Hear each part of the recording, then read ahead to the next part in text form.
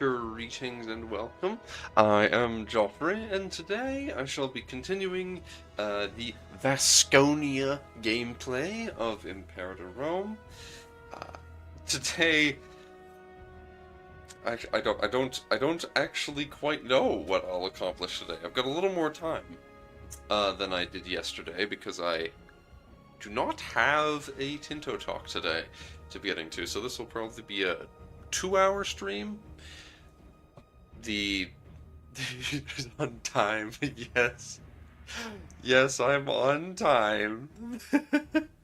Shocking, I know, Armos. Nice to see you too. But what's... that's right. One of the first things I should be doing is trying to grab as many of those Aquitani north of the mountains as allies that I can, because I'm supposedly going to get a bunch of pops the more allies I make. These ones are the most likely to want to ally me, so... Oh, I was wondering why I couldn't hear earlier. It's because my volume was low. I see now. Oh. Hello, Nem. Hello. Just start allying lads. And probably only going to be a couple that I can get. Maybe 3? Maybe 4? No, it's going to be 3. Alright. So with 3 of them allied... Oh, that's right, I need them to actually like me too now, that's the problem. Because they all dislike me for aggressive expansion, I guess.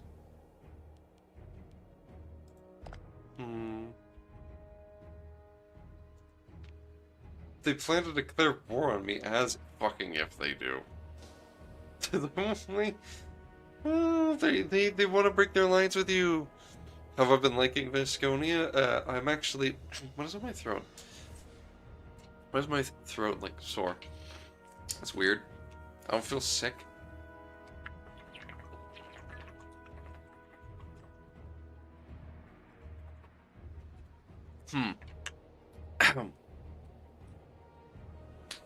Take a big old sip and I'll pop a mint in my mouth. Maybe that'll help with whatever's up. So, have I been liking Vasconia? I think so far they're interesting. They're the only faction in this corner of the map.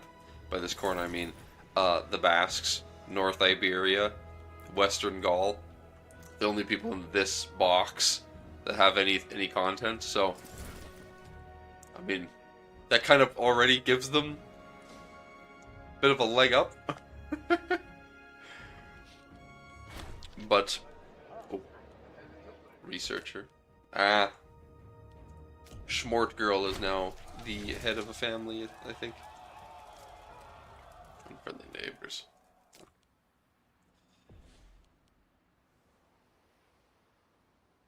Scholarly girl is now married to an intelligent man. Now, if only genetics were in this game.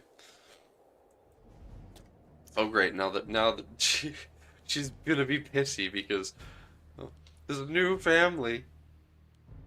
Well, it's not just her, I guess, but because they've given her an old ass father who is intelligent and narrow-minded.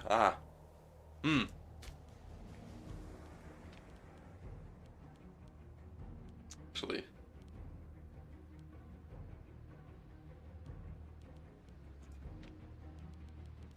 this guy is also quite suited to a research position, huh?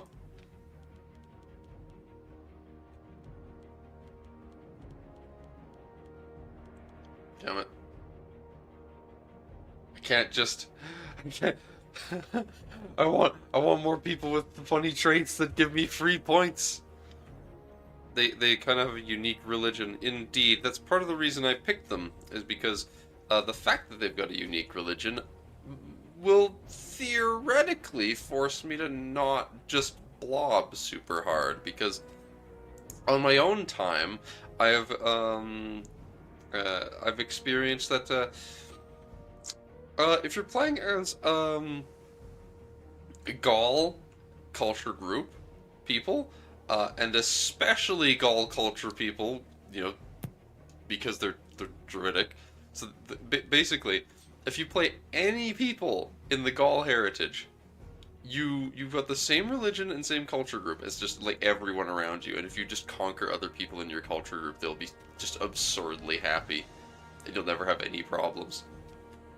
Now, for me,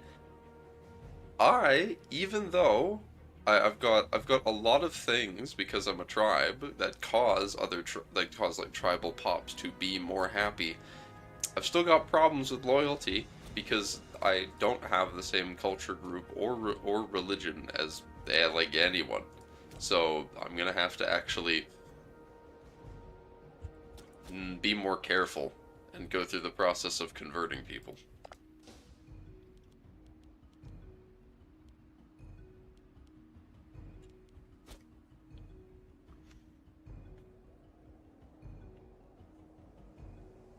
Hello, Joffrey. Hello, Leno. How are you tonight? I am sleepy because I just woke up. I am too. I'm about to go take a nap. Oh. Well, I wish you luck with your nap. I wanted to come in here and give you kudos for world building stuff today. It looked really good. For the lore that I dumped on people, or the map? Both. Oh, well, thank you. And I'm also here to berate you because your friends on the Discord would like to know you're playing a game. I don't think so.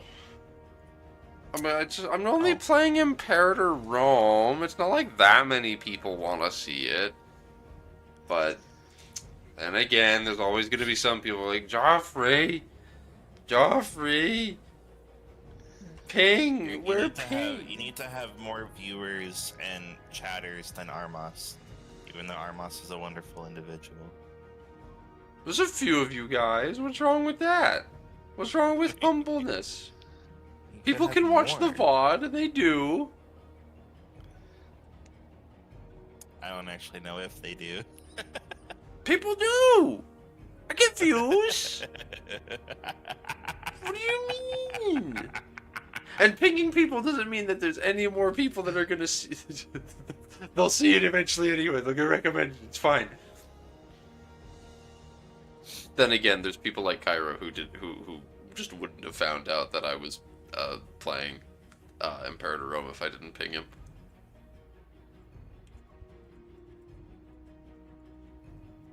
Yeah. There's also people who like don't know that you stream sometimes, and they would like to watch the VOD if they knew that you streamed it. This is fair. This is fair. Watching VODs is cringe.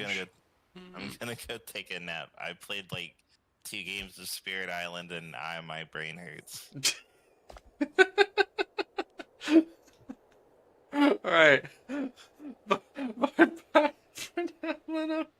Thanks for stopping by and chastising me. It's always for your betterment, friend. Good night.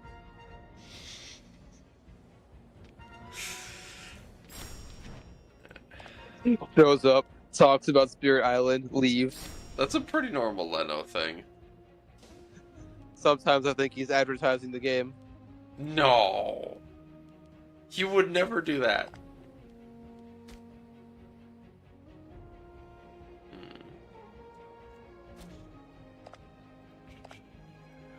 Oh.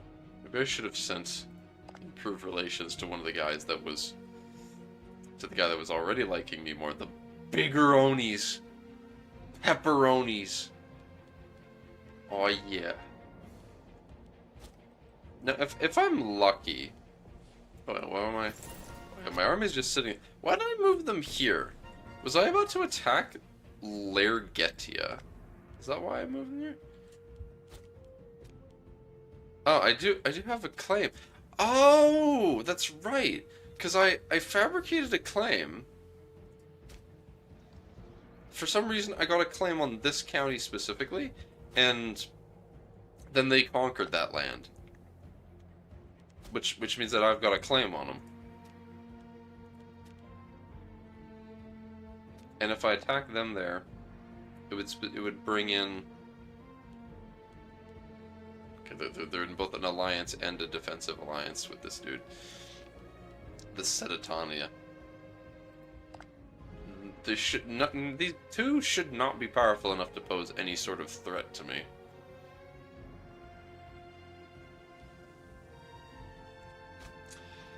So that's probably what I'm going to want to do. Oh, more iron. I do like iron. It is scrumptious. Fruits? How many fruits are there around here?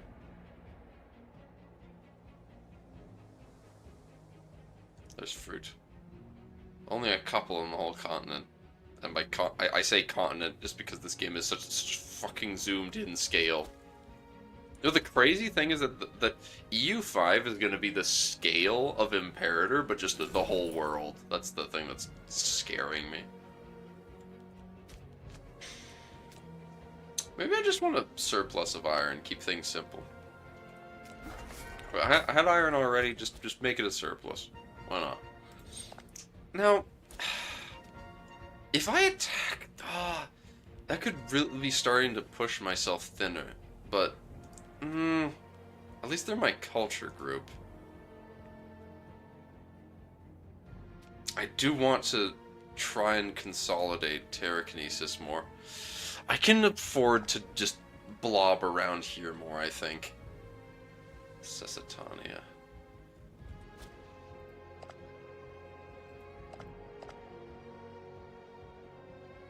Maybe I can wait for that war to resolve itself more.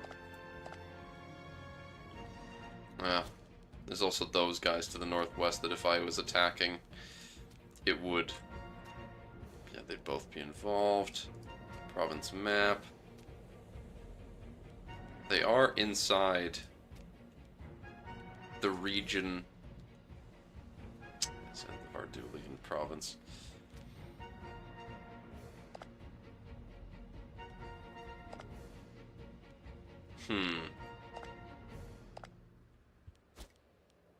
Tricky stuff. Actually, wait. They have an area that's majority my religion? Huh. Well, in that case, that's as good an excuse as I need. We've got claims on that land as well? Move up there first.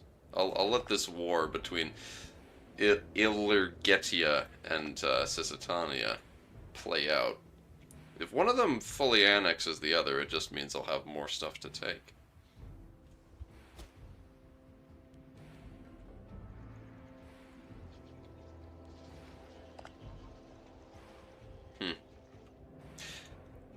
The fact that the Arvaci are building a fort now in their capital is either a good thing or a bad thing. I don't know. If they break their tribute with me, then it's a bad thing, but it's hard to say whether they will or not. Because they actually kind of like me.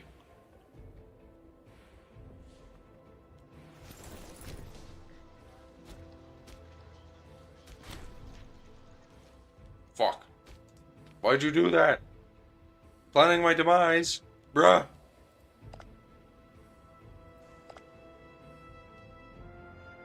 But I need you to like me and be allies with me so that I can press the decision.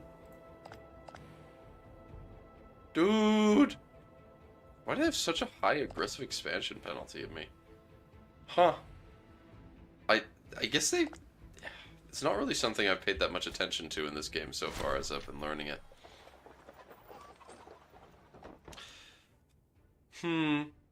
The chiefs of Voluka sent an envoy proclaiming that harvests, trade, and taxation have all produced a huge surplus this year, and a splendid show of national spirit. National spirit, okay. I've decided to offer additional income to the state.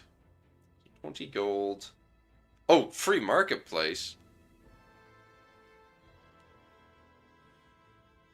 Or a random option.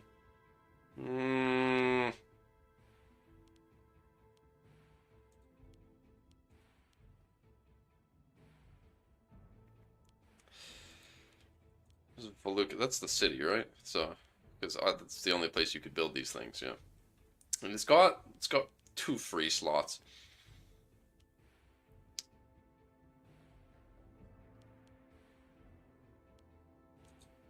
Okay, are there any of these that I don't want? Like, I wouldn't want it to be a tax office. So, but there'd be a chance of getting a forum, which would be pretty nice. I'll roll the dice. And I got unlucky with that tax office. Oh well. I'll just tear it down later. I will declare this war and call my allies into the war. Because then they can't break their alliance with me momentarily. It's very cheeky like that. And this... Oh! Because they're in a war together with me, that actually increases their opinion. Interesting. I had not thought of that. Well, I'll just take the 2 alliances I've got. I missed out on the opportunity to potentially use the 3rd, but let's see what this does with saying giving pops based on the number of allies you have.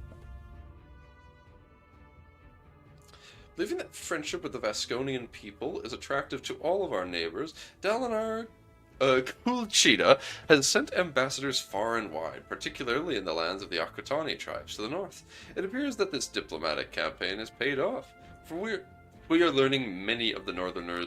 We are learning that many of the foreigners are migrating to Vasconia in hopes of finding a better life for themselves. We welcome all and any that desire to live among our people.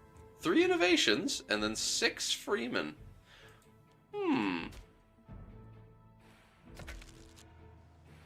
I will take that.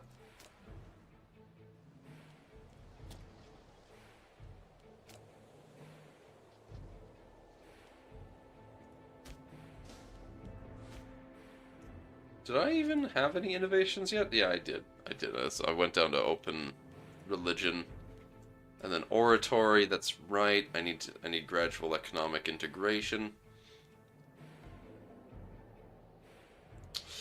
Once I get defending liberty, that's right. This will also. I'll go down this way. That gives me just an instant 10 extra diplo slot as well. Just instantly takes 10 off of it. Minus 10% of aggressive expansion impact as well. It's just really nice. And yet another diplo relation, which is most of the diplo relations we're gonna have access to for the whole game, unfortunately. Kind of blowing the load early in that regard.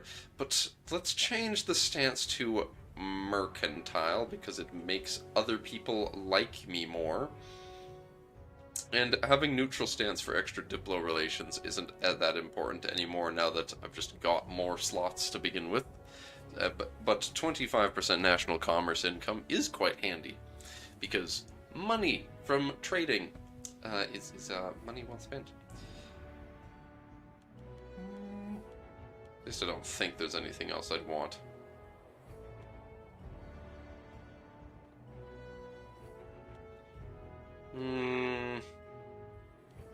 Nah. Money and making people like me is good.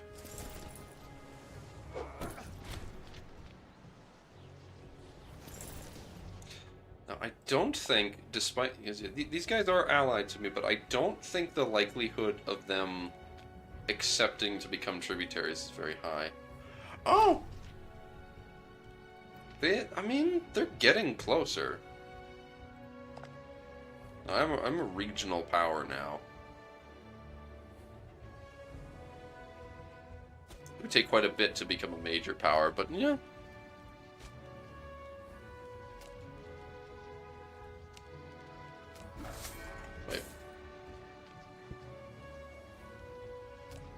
Don't trade with them. Trade with Etruria, because trading with Etruria means that we're trading with sophisticated people.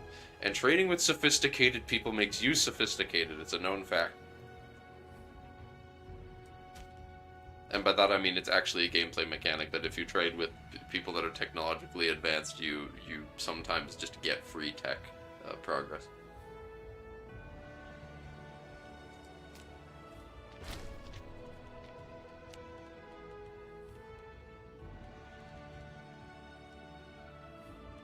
Can't buy grain from Carthage, though. This is very sad.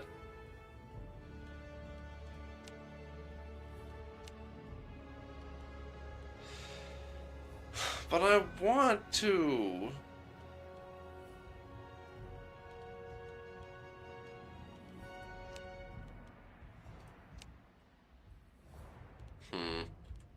Oh well. Sicilia. That's a distant person to trade with.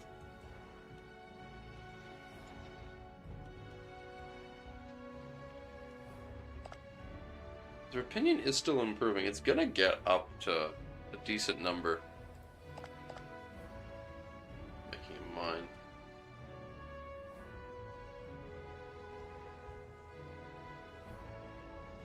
Planning my demise. The very idea. They don't have any claims on me. What is this all about?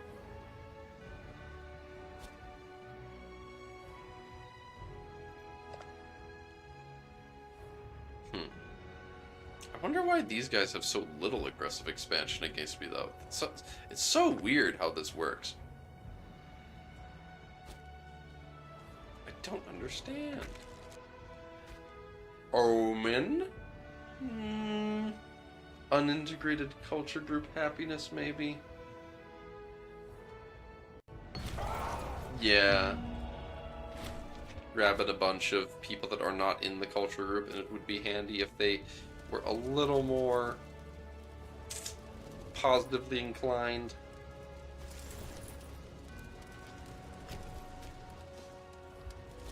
Get 'em. Get 'em. Get 'em, boys.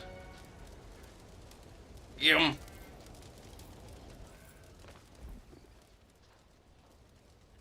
Yes. What a novel concept. We have heavy infantry. It's not the bulk of our army, mind you, but, you know, it helps. Maybe have more heavy cavalry relative to them.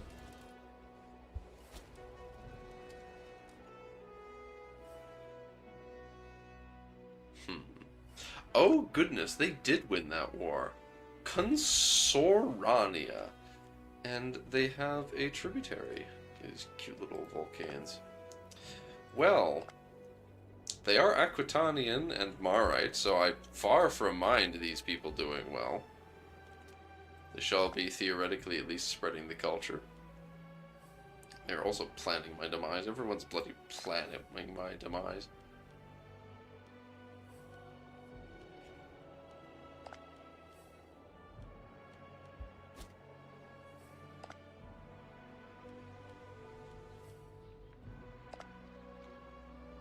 Well.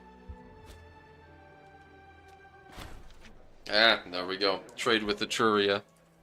Free tech. It's a whole 10%! Whoa! Just need that to happen 10 more times and we'll get a single tech. But if... I should probably just tributary the Avaringians. Because they're, yet again, people that are outside of my region. Do I need to be building things? That's right, I need to make Pompelno into a city.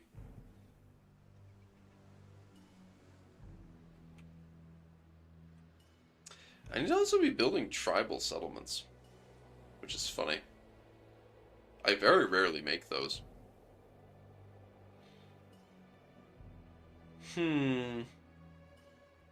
This would be handy to do first because because you get the choice when you do the mountain people where you you go down the Unga Bunga path and lose centralization so that you get a permanent 10% combat bonus in mountains and hills, or you pick the correct option that makes you more centralized, you gain more innovations, and you get just lots of good shit.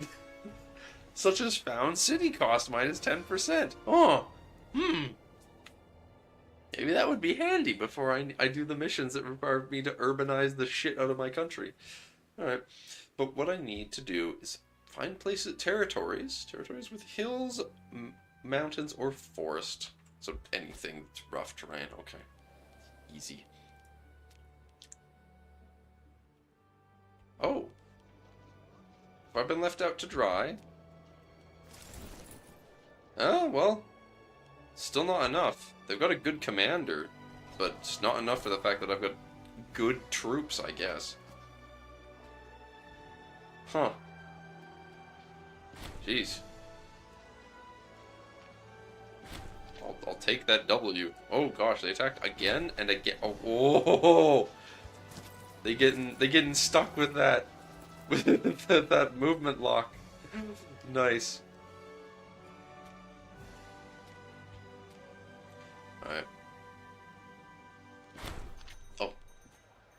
All this stuff, losing influence. I need to keep my influence, guys. Stop making me spend it.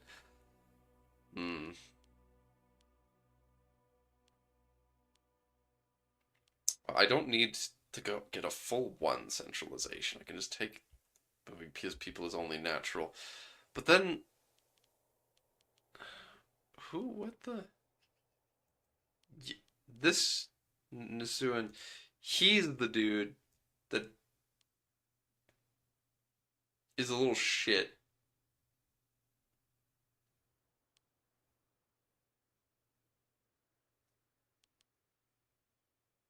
None of these guys are going to be happy. So annoying.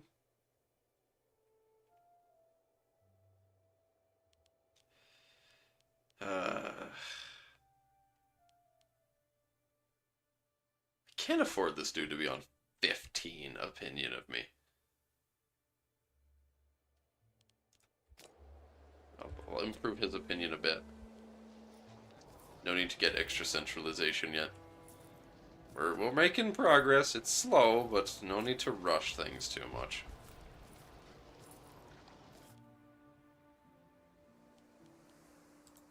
Certainly not at the cost of everyone hating me.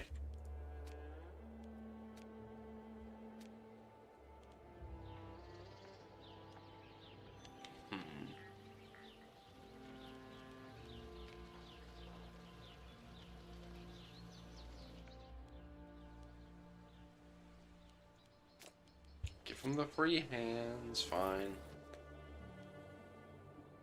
Farming settlement. Ah, that's right. That's right. I was about to build shit. Fur. Tribal settlement. Extra in this fur location.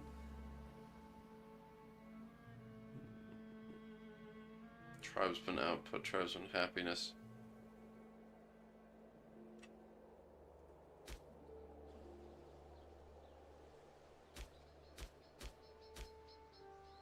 Don't want to put on the iron, that's for sure. Adopt a new centralization law soon. That's true. I think once you reach 20%, that's a new one unlocked.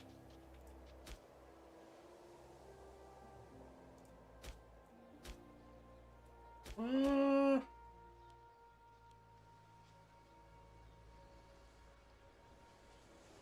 need how many? 3 tribal settlements? Yeah. It's anywhere in the country, so it's out here too. Alright. Not on the iron, not on the grain, not on the hills with grain, which is an interesting place to have grain. I'll do it in the... yeah, there's hills wood and hills furs.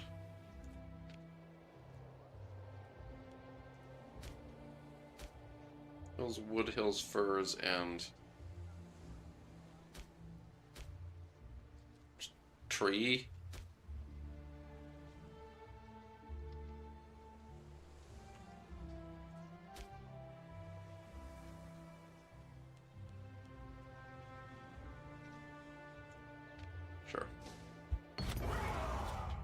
And then immediately we get the sacking.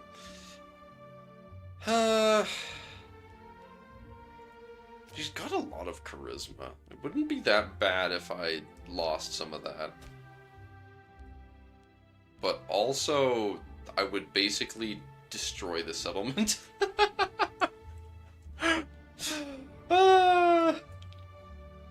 Which would be inconvenient.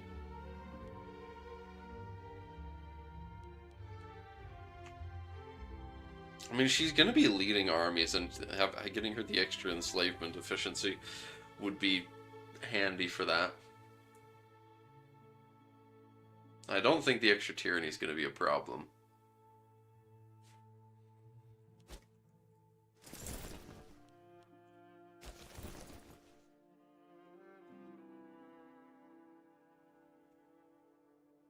Six, 7, 17. So it'd bring her up to 20%. Would be a lot more gold. I mean, nah, not really. There's just not enough stuff to steal to make it worth destroying any of these settlements.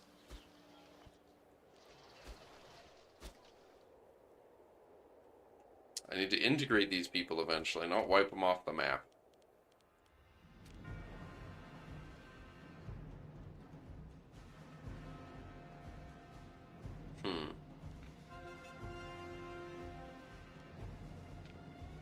Do I really want trade?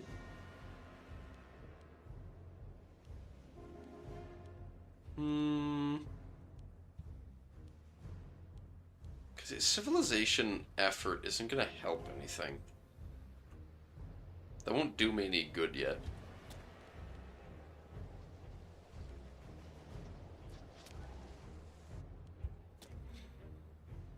I don't, by that, I mean, for those who don't know, civilization effort, I gotta actually explain what I'm doing. Not everyone knows the game as well as I do, and I don't know the game all that well, but there's gonna be plenty of people who watch this that don't know Imperator Rome. So, the reason, someone got murdered, okay, I need to increase my civilization level, which is basically the same as in most Paradox games when you have a development, just development number is what your civilization level is. Another way that you can think of civilization level is just urbanization. The more stuff you've got going on in a location, the more your the more the civilization level increases. So you've got this place that is a city in Valuka, and Valuka has a higher maximum, this is bar, for civilization level due to all of these things, primarily due to a various amount of buildings that it has located here that increase it by a few % each. Some of these are worth more civilization than others.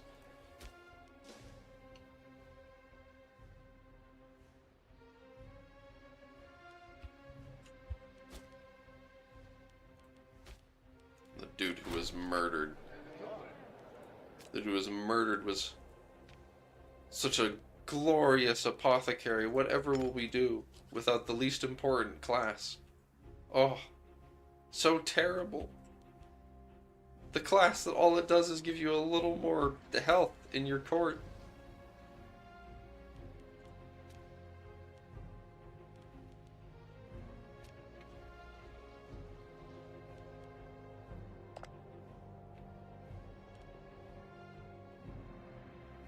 War exhaustion?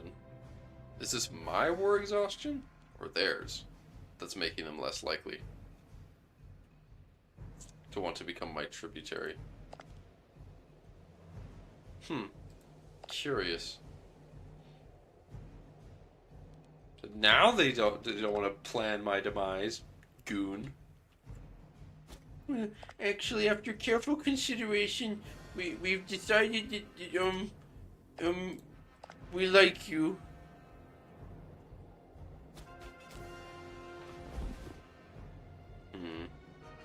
Gotta keep that influence. I know that I'm getting up in my civilization level, or my centralization level, which soon enough is gonna make me spend my influence and stability again on a law. Oh wait, did I need council legal authority? Because I don't have the coin minting initiative. Why don't I have that? Why did I pick the council immediately? Oh, because Capital Stronghold needs it. Well.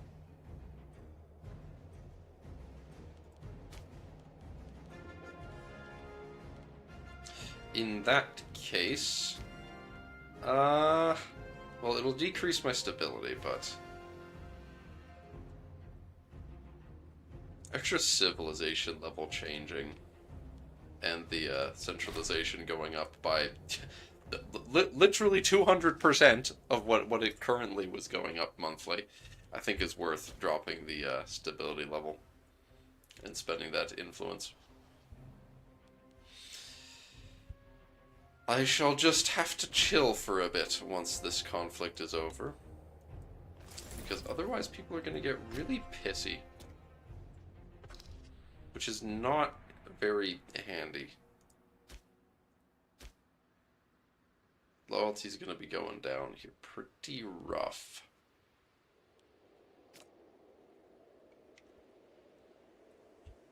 It's going to take quite a while for assimilation to happen.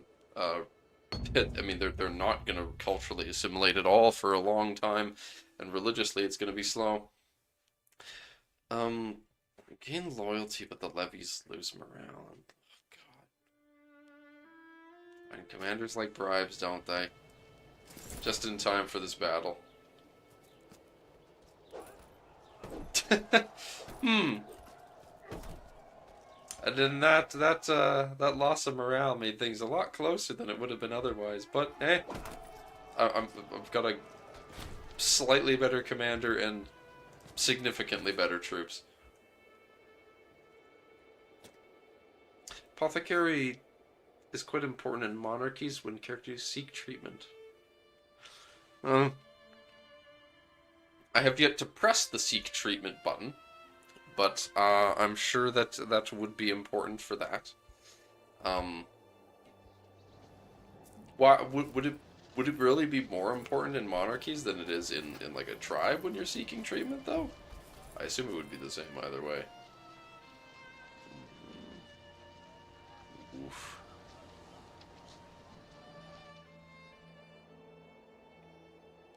Gotta end this war.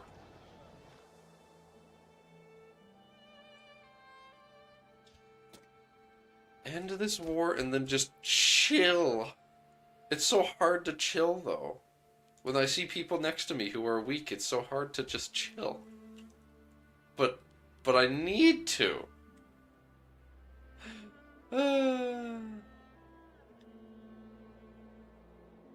Interesting. I didn't know this, that when you're the aggressor in a war, you don't get passive AE reduction, except so it's only from my techs that I'm losing any. That is very interesting.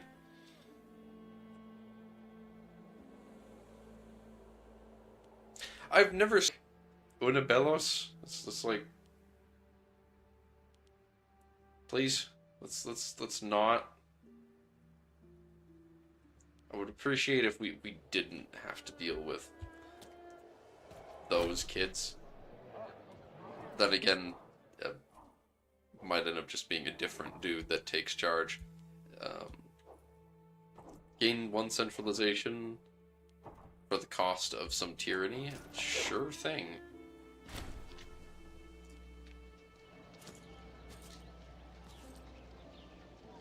So long.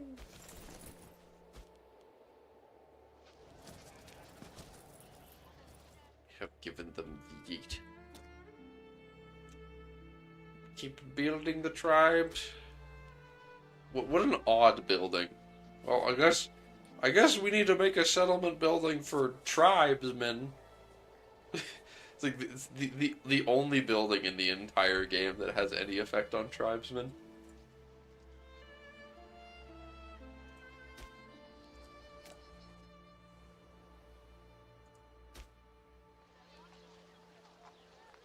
Look at all the people yeeting out of the mountain pass. Got lots of Celtiberians now in Kelligurus. Though that's probably... They probably didn't come here by choice.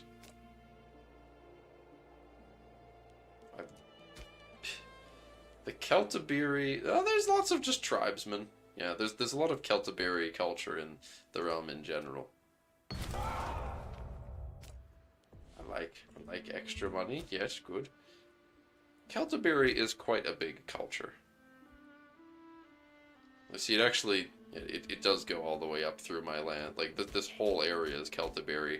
It's just that the ones who are specifically in the capital, across the border, across from their main culture collection, is not there by choice yet.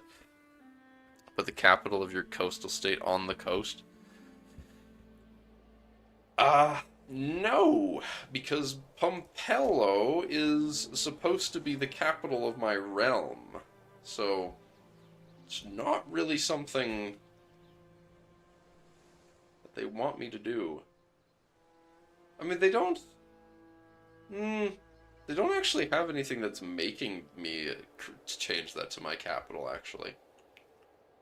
So, well.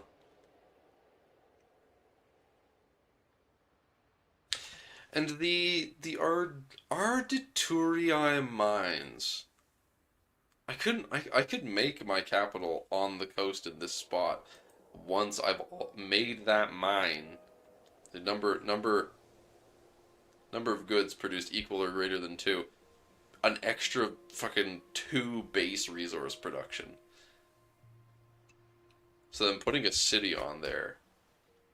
Oh my gosh, if my capital was on a press, that's gotta be the spot, man. It's plains. Is there a river too? Nah, there's no river. Yeah, there ain't no water around here, but putting it on gold is very appealing. It's already got the port.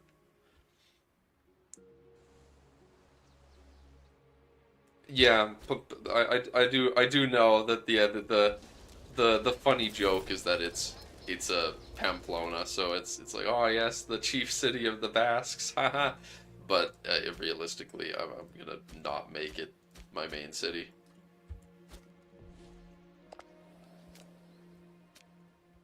Alright, big yoinks.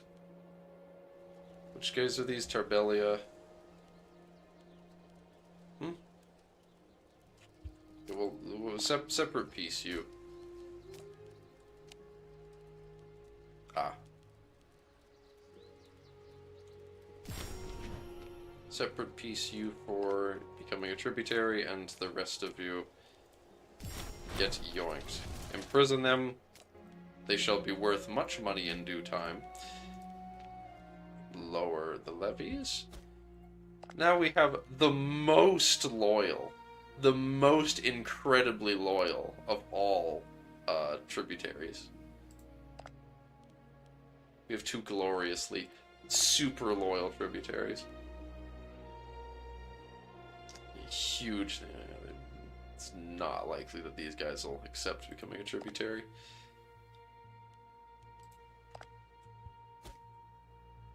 Gold is the base 0.5 value, which is the highest.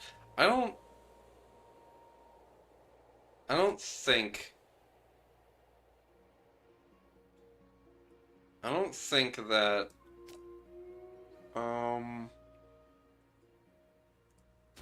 I think there's something else that's worth 5. But I don't think, yeah, there's a couple other things that are worth 5, but nothing that's worth more. So it is in the most valuable tier, along with gems. Gems, jade, amber, and sugar. So when you're in the same tier as gems, sugar, and jade, which, mind you, I didn't even know that jade was in the game until right now. This is the first time I've seen that jade is in this game. What the fuck is it? What the actual hell is jade on the map? Is it just in the east somewhere? There's some jade out there. It's literally just in the very furthest east of the map. That's very interesting. Mostly just in Tarim. That's actually pretty neat. Cost to deify ruler is a funny modifier to boost. Yeah, you could. There's this unowned fucking Shan hill that's got jade. Just mine the shit out of that hill.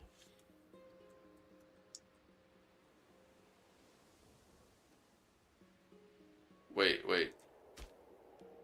Lapis.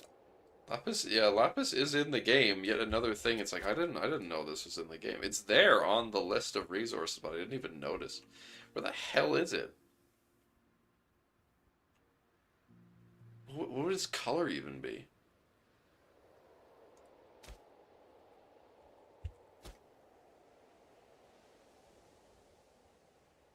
It's probably similar to gemstones. Is that it? No, that's incense. What the hell is it? It's also in the east? Okay. Love seeing woad everywhere. Fucking woad, man. What a meme-tastic resource.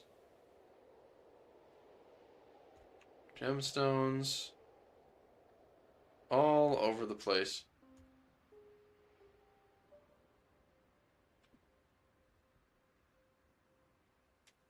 Let's see. What the hell is this lapis lazuli? I want to make an enchanting table, guys. Come on. Just saw it, you think? No! Bactria. Oh, it's purple, motherfucker. Motherfuckers made it purple. On God. Desired citizen ratio in cities is a really tasty modifier. And no way it's only in Bactria. That is not fair. Bruh.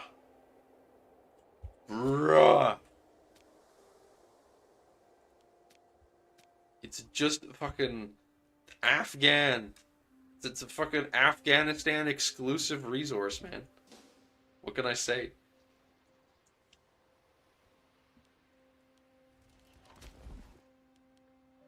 Um...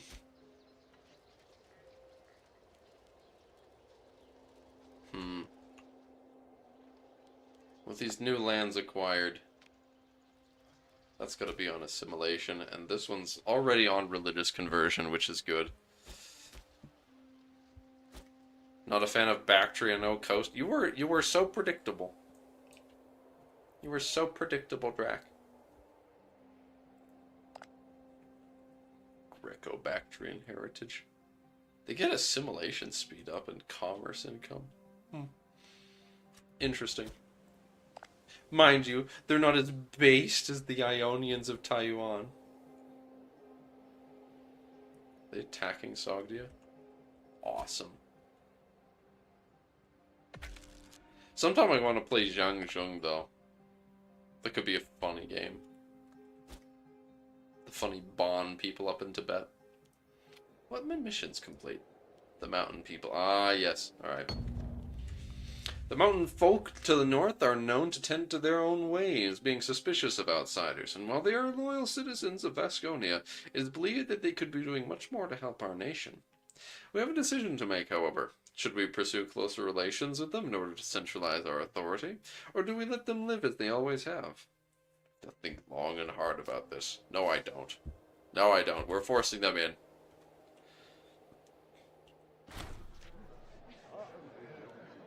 What's there other than Lapis? I think there's elephants. Like, it's where Samarkand is. There's got to be useful stuff. There's glass, precious gems, cloth, fruit. What do you... There's grain everywhere? What on earth could you complain about in Bactria? There's, like, infinitely better resources than what I've got, man. Like, what... Actually, okay, I've got some marble. I got marble, there's grain around. Stone is fine. And there is, of course, precious metals scattered around. So I can't complain too much. This dude... Okay, so that's... I would like Tarbelia to get extra opinion of me. That would be kind of handy. Mind you, that's still not going to cause them to become my tributary.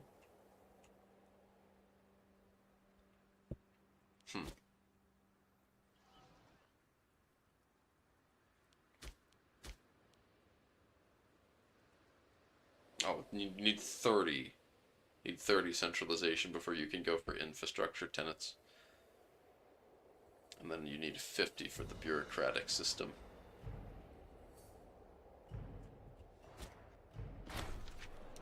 The mountain people. They must pursue closer ties with Caligurus. Boom. The commands of Dalinar and Kulchira were stoically received by the tribes living in the mountains, who have agreed to end their isolation and to embrace a national Vasconian identity. How wholesome! They just chose to join us. Wow. The communities are opening up to outsiders, and travelers from Caligurus are frequently making the journey into the highlands. This has been a stunning victory for Dalinar, who has drawn our kinsmen closer together. The social fabric of Vasconia has never been woven tighter. And now we get a lot of tasty things. Bunch more centralization, couple free innovations, and then for the rest of the game we get extra pop growth, research points, and found city cost. Ba-boom! And with gradual economic integration, we'll be able to not only reduce our aggressive expansion even faster, but we can create grand theaters. Yes, yes. That will be very handy for assimilating all of the boys, because we need to assimilate as well as convert, which is actually what I should be building here. What is snagging my... Oh. I've snagged my mouse cord with my own foot. Oops. I really should be trying to build a grand theater or temple, more likely. But I've also now noticed click on the city again. This city is no longer majority. No longer majority my faith, because there is a bunch of people migrating in, and none of them are my faith. I think that this is going to call for some, it's going to be some conversion required. An integrated culture group happiness could be pretty nice.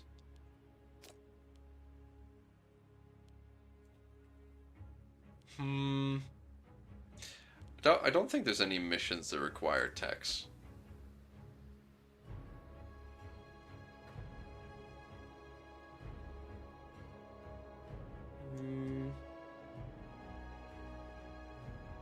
No.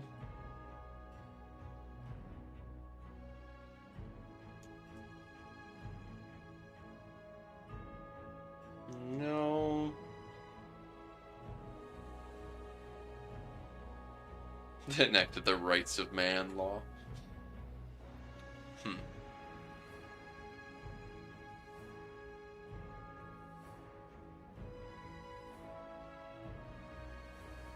Yeah, no tech requirements. Grab whatever we feel like, which could mean military,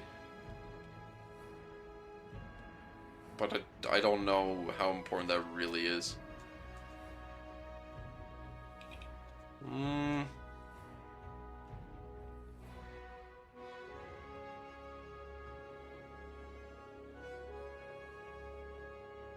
the hell? Allows the formation of city leagues? League city subjects from your city territories?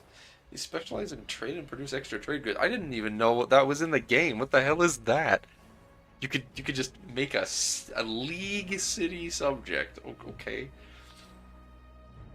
Oh, that's right. I could. Oh, I haven't actually gone down the right side tree at all yet. Let's That's an easy pick. Just go the right side oratory for a couple extra loyalty points.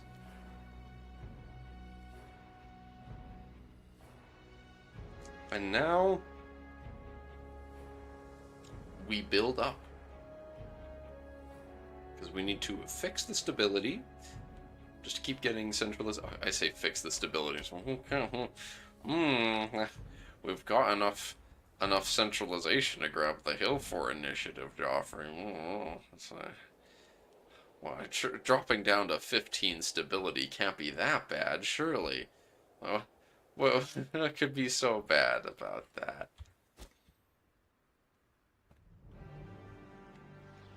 That's right, I've got to delete this shit. I don't want either of these forts is the thing, so yeah, I'll delete those.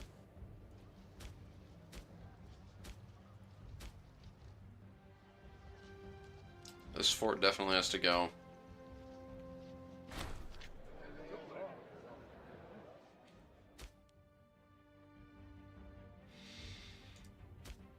This inland fort can also go. I'm supporting a clan. You do not need to become more loyal than you are. Oh, is that not mine? That's not mine. Okay, that's not my fort. It looks the same. We're gonna delete this fort. This person is useless. Useless one county country.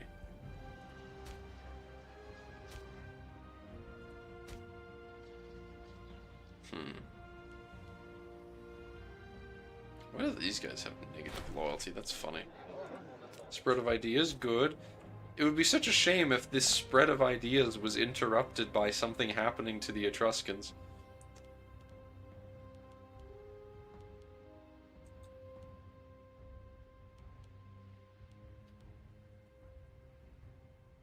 Wait, are the Etruscans the ones who declared this war? Yeah.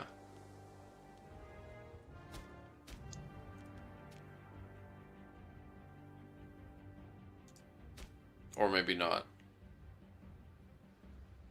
Who's got the claims? Guaranteed. Rome's guaranteed Umbria. Huh. What a strange way for this game to go.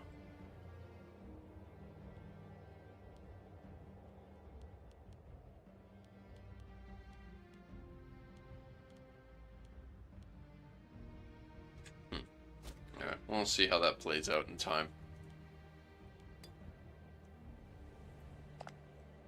Pictonia is becoming strong, which is not especially unusual.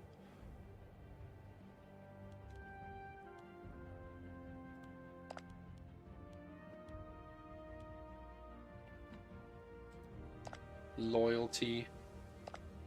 They are surprisingly loyal subjects. If I boosted their opinions of me, they'd probably actually stay as tributaries.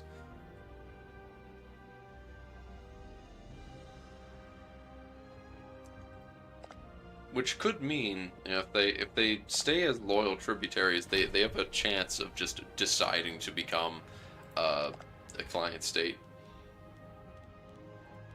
which is kind of handy. War exhaustion. If it wasn't for war exhaustion, the Tarbelia would just accept becoming tributaries. Opinion. Potential strength.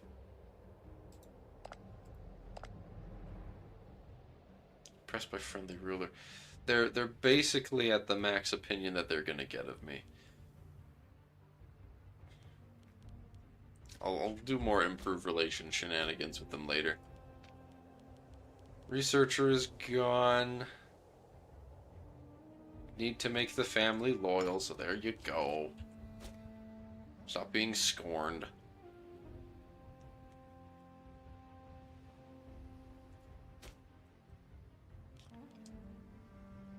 So not enough, huh? Come on, Grand Temple. Come on. Then again, I also need to be building a city. elsewhere.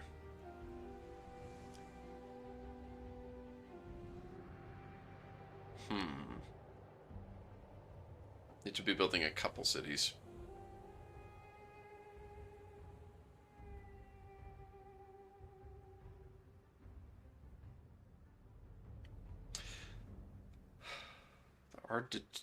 The Arditurii mines. Such a good mission that would be. But I need to build Popello up before I can actually get that accomplished.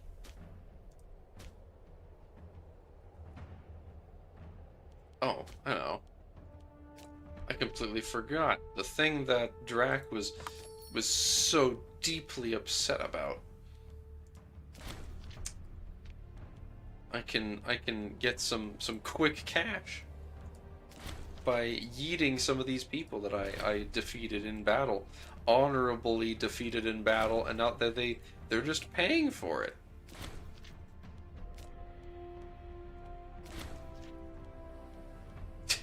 Cringe integrationist versus based seller of foes.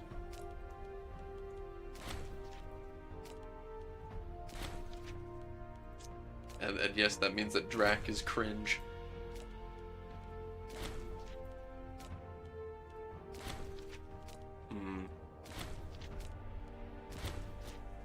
That is a good amount of cash. But to make the city...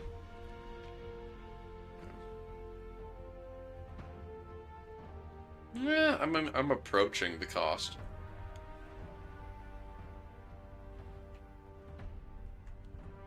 How's the loyalty looking here? The loyalty's going down enough that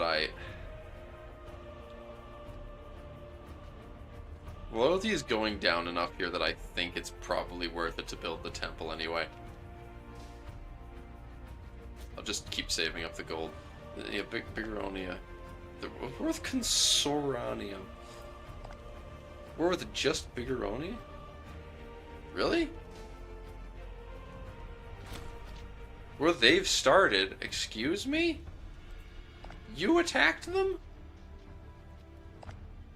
I don't think I feel sorry for you at that point. You're like, oh my gosh, Vasconia's gonna help me. Our great and powerful allies in Vasconia will save us. You were such a waste. Trash. Now there's actually going to be a decently powerful Vasconian realm. Well, Aquitanian. Their Iberian is and Marite is the point. On the north side of the mountains. I don't want to join this.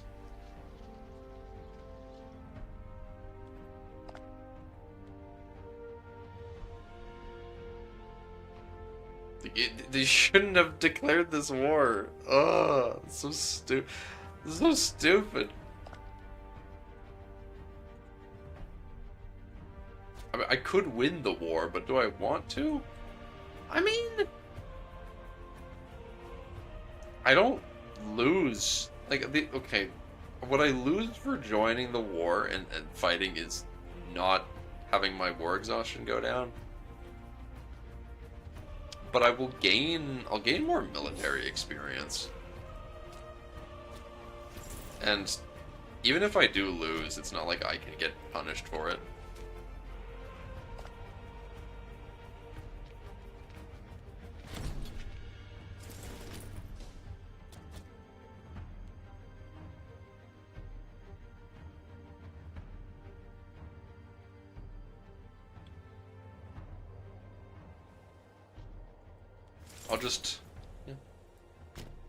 I shall just make my way over there. I'll also be able to yoink some of their pops, which will be nice.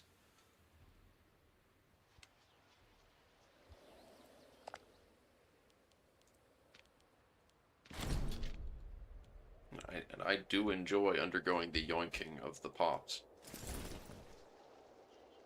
This is a known fact about me.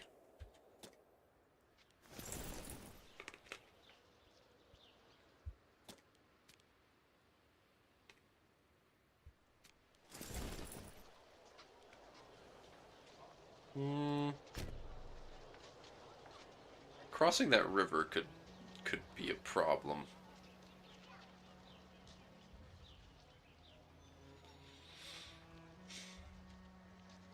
Hmm.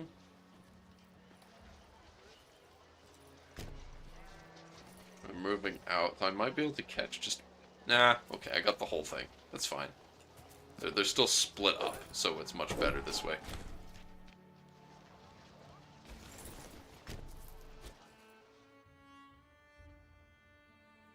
Now Pictonia is in a big fucking war.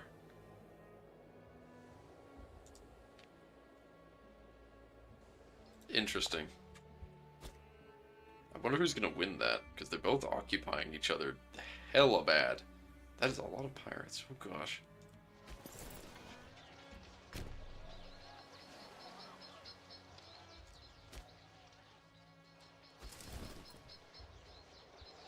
Yoinking the pops. Yoinking the pops. Come on. Come on, give us some good yoinks. Oh, woman. Unintegrated culture group happiness. Yay! We got the yoinks. More spread of ideas. Oh, we're trading with Carthage? Are we exporting to them?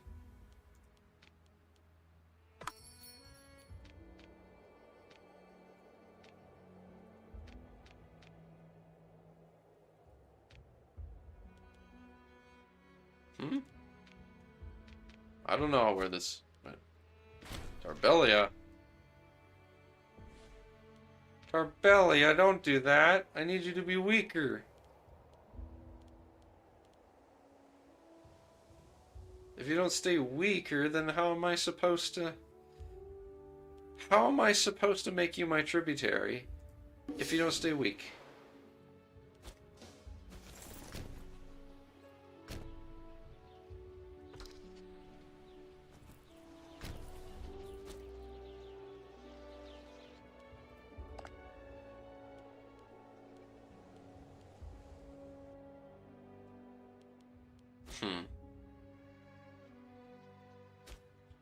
Well, it's just so inconvenient for me.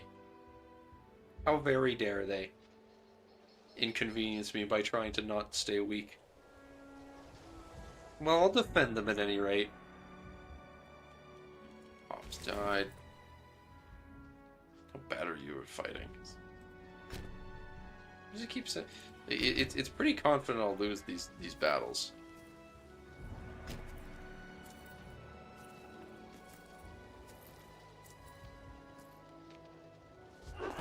Yeah, that's what I thought. Caused them some indecision, so I yoink part of their army.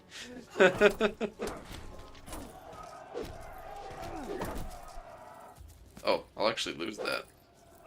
Damn! Well, that's a shame. I was making good progress on that.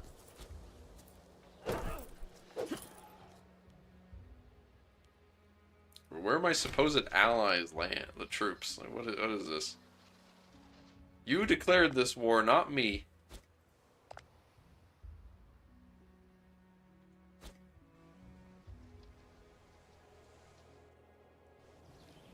Both of you goons declared these wars, and now you're having me fight them for you. What does this say about our society? Our great and glorious Iberian society. Our Marite community should be ashamed of themselves.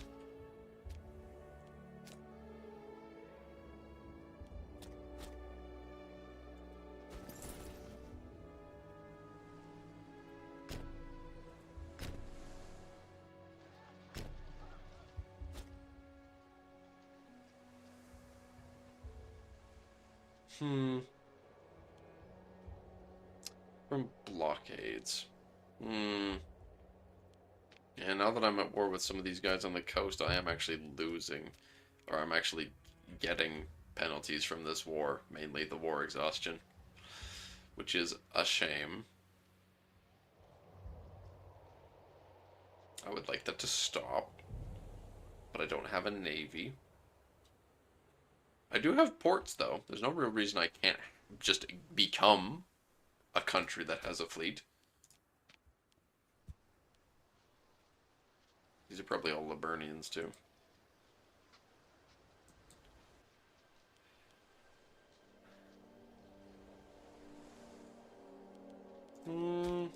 We get traditions for yoinking as well.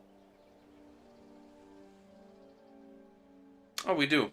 3 Celtiberian traditions in, and we get a yoinking ability for our boats, so... Oh, they actually have a bit of a navy.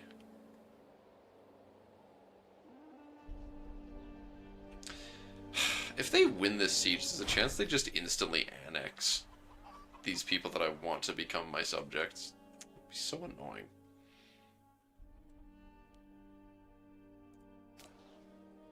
It would be rather inconvenient if that was to come to pass. But also with how powerful they're going to become if they win this war. Oh, yeah, there they go.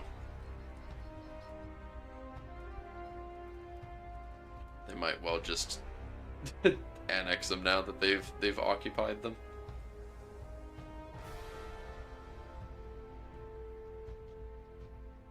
Huh. We'll have to see.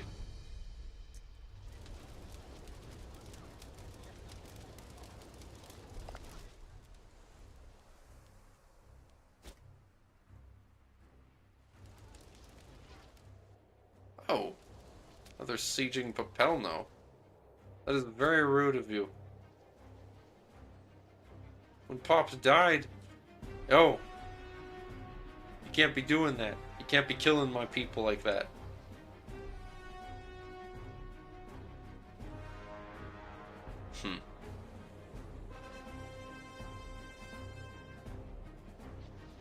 You're supposed to siege the mountain fort.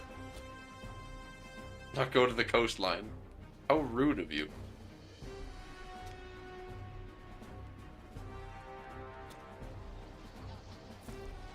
They're not going to the coastline. This is so rude. They're going to the coastline instead of the mountain fort. It's very unscrupulous of them.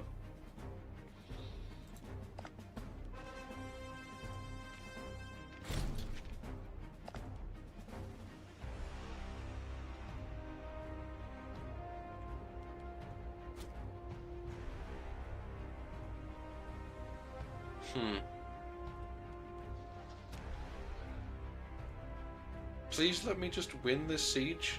I need to... Oh god, they're gonna stack wipe them now from this retreat.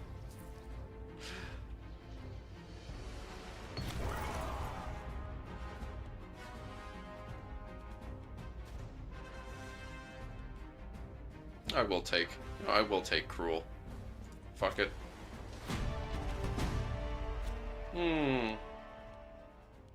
Master breeder? A master breeder will join your court, excuse me. Who's this just character that's shown up?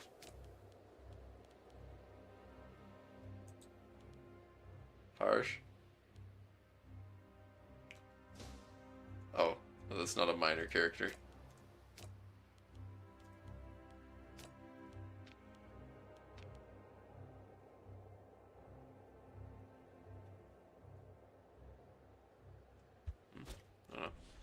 In any case, I need to get back over to my own lands and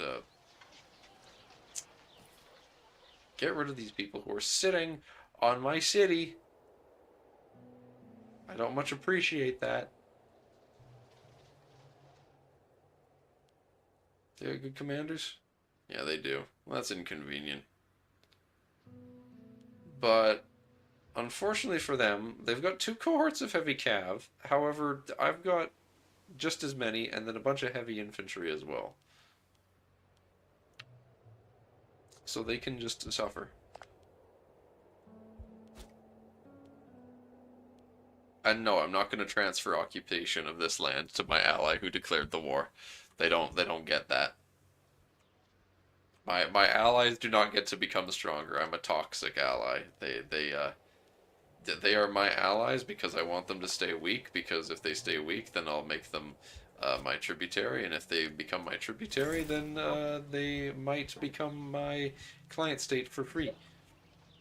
After all, why not? Why shouldn't I keep it? That's what I'm saying, man. Yeah. Why not?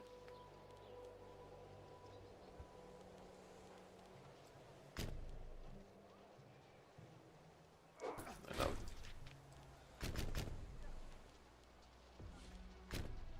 They better not take this 14% chance. Okay, they're leaving. They're running away.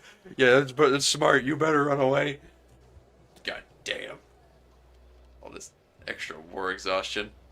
I only joined this war because I didn't think I was going to get any. But now I'm being sieged. I'm being sieged and blockaded. It's all just a dreadful experience.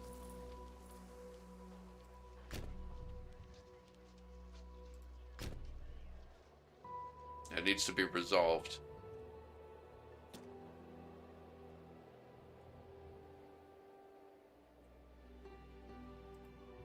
Carthage doing anything of note? Syracuse is at war with Rome. Well, that's a shame. I see Macedon is involved in this war. What a fake power. They got eaten by the Antigonids mostly.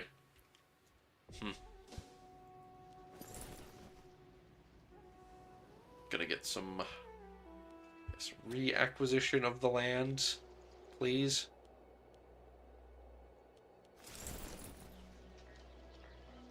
I don't want to be exhausted anymore.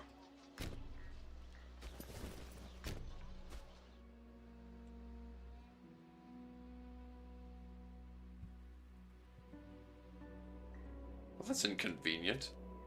The one location that I've got the claim on is the one place that this guy that attacked and conquered didn't take. I can declare war on these dudes, but only for one location. Gee. Golly gee, I'm so glad I could do that.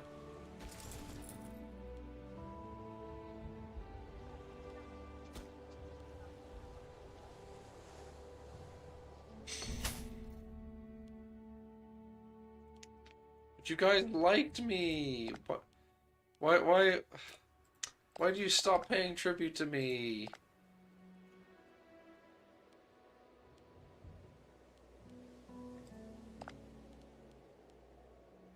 I mean, these other dudes don't seem especially loyal either.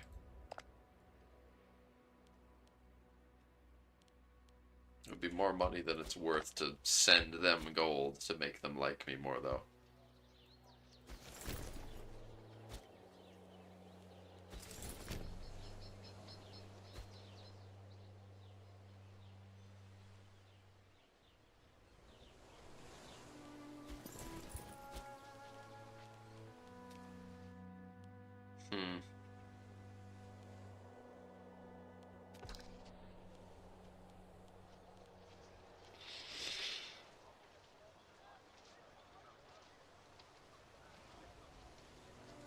I just want these guys to stop the fighting.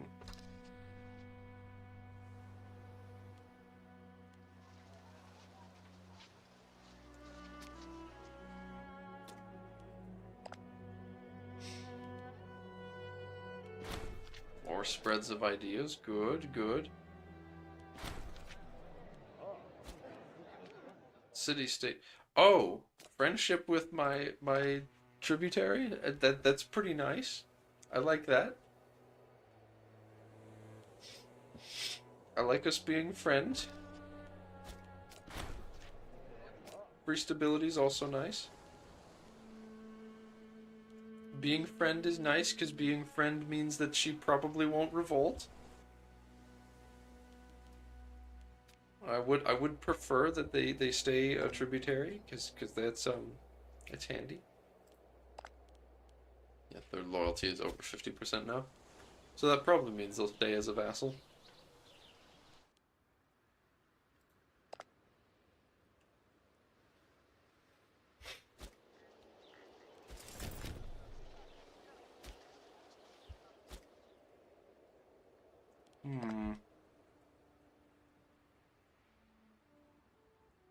The only people who've done any enslavement is me, and I've stolen 5 pops. So, I mean, I've got a net increase of pops from this war. So, I mean, is it all that bad? That one just died though. That's inconvenient. That's what we call it, inconvenience in the business. They say I'll lose this battle, but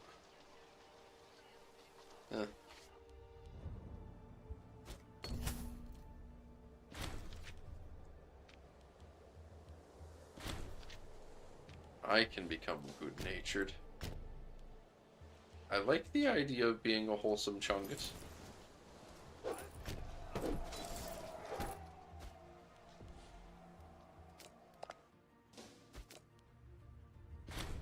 Subject opinion of us go up.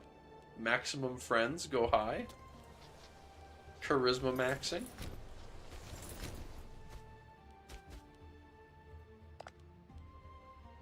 Breakthroughs, excellent. I like getting tech.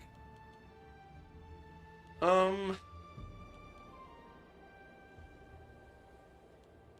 that there's anything that I especially am like, yes, this immediately is the tech I need. Reduced governorship is always good, because it makes people less likely to revolt. What's the loyalty in some of these? Going down a little bit, going down a little bit, going down a little bit.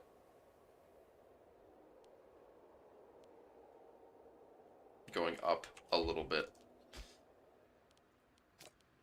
I'll take FUG.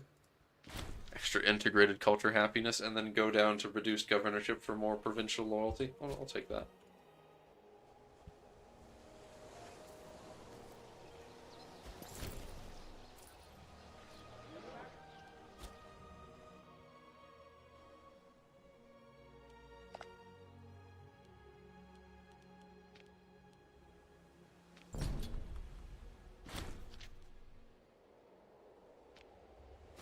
Will take.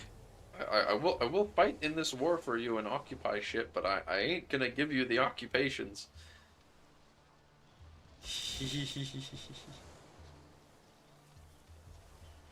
Theoretically, I should replenish food here.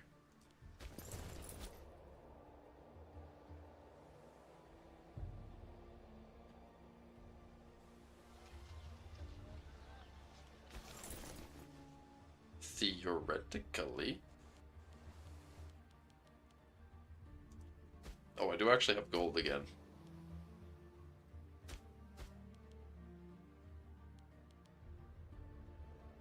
I am actually out of space to build shit in that one city I've got. So, where do I need to be building? Chief city of the Vasconias.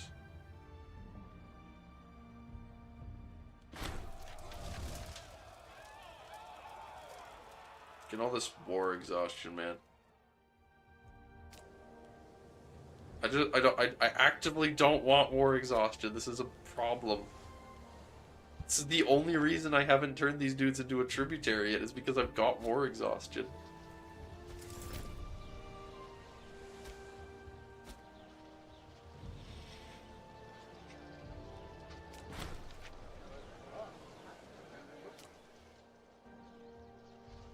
And unfortunately, I'm gonna get to max soon. There's nothing I can do about it because of all these fucking boats.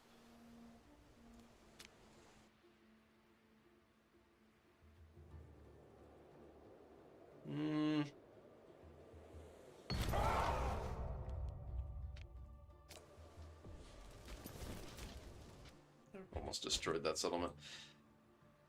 Building? I need to go conquer east for that. Vasconia and Agrum. I like grain. I do, in fact, enjoy grain. And there is lots of grain over there. These dudes have friends, though. And by friends, I guess I mean this OPM of Greeks. Funny city-state of Greeks.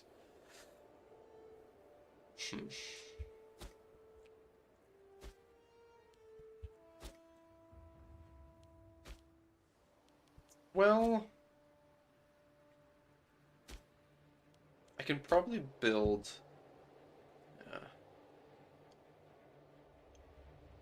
Papello up. I think that's what I should do. Found the city of Papello. And then I'll start to just build up Vardulia as a region. And I'll also be building the city of Oaso. Waffle. Waffle. Is there any food here? What? There is not much food to be had in this region. This fish is gonna have to hard carry the region. I gotta dump a bunch.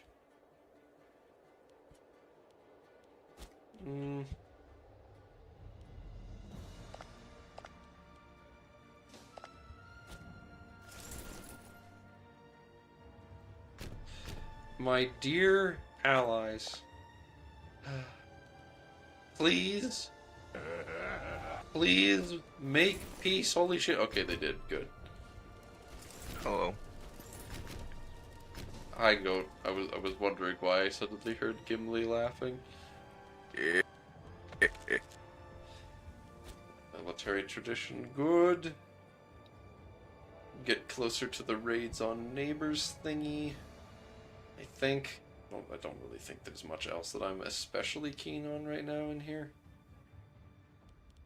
The Iberian ones have anything interesting? Migration speed and supply limit's not bad. Actually, well, unintegrated culture happiness and civ level change is not bad either. Ooh. And then build cost and found city cost. That's some really nice, some really nice, more economic bonuses.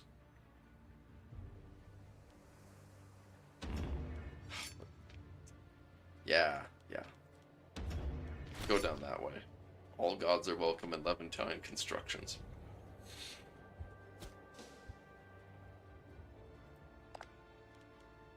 But yeah, these guys are really not gonna. They're not gonna become my tributary specifically because I now have an insane amount of war exhaustion. And I have all this war exhaustion because those goons called me into this war, and then I got my coast raided. So now I gotta take forever to get rid of this. God damn it.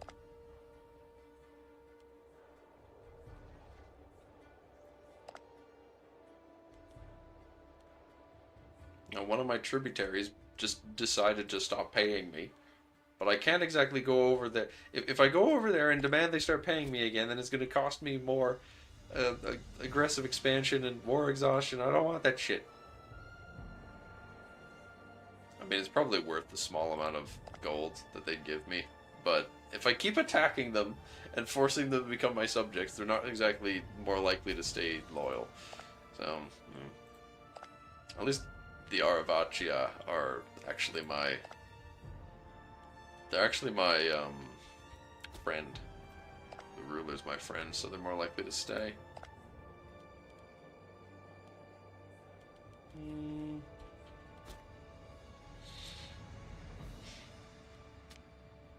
Once the city is built in Pampello, it needs to have 15 population and a civ level of 20 or higher. Does being a city innately increase it?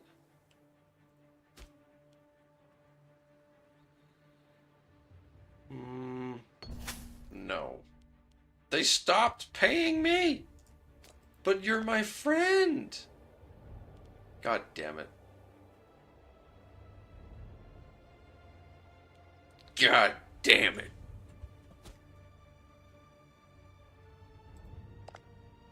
Look how your friends will betray you.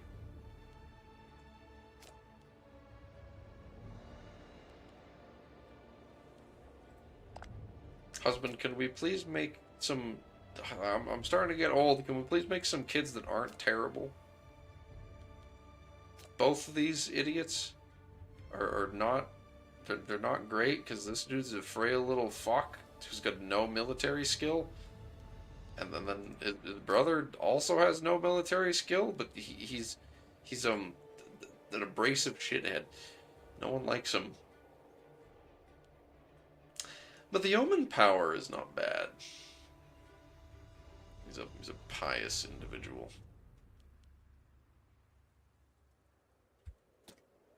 Favorite map mode to paint in this game? So by that, do I like I like to conquer the political map? Do I like to spread my culture and faith? Because it's in that regard, it's probably culture. I think. Oh God, you know it's been rough for these dudes when there's. Oh wait, no, that's Aquitanian. That's actually owned by an Aquitanian. Never mind. They probably built. So, a colony. Joffrey, Yeah, they did. I kind of forgot to ask. What exactly do you guys have like missions? What's your like end goal in this? Yeah, I do. I do in fact have missions. Yeah. Oh God, the Bohemians. I mean, Bohemians got killed. That's rare. By Norix too. Wow.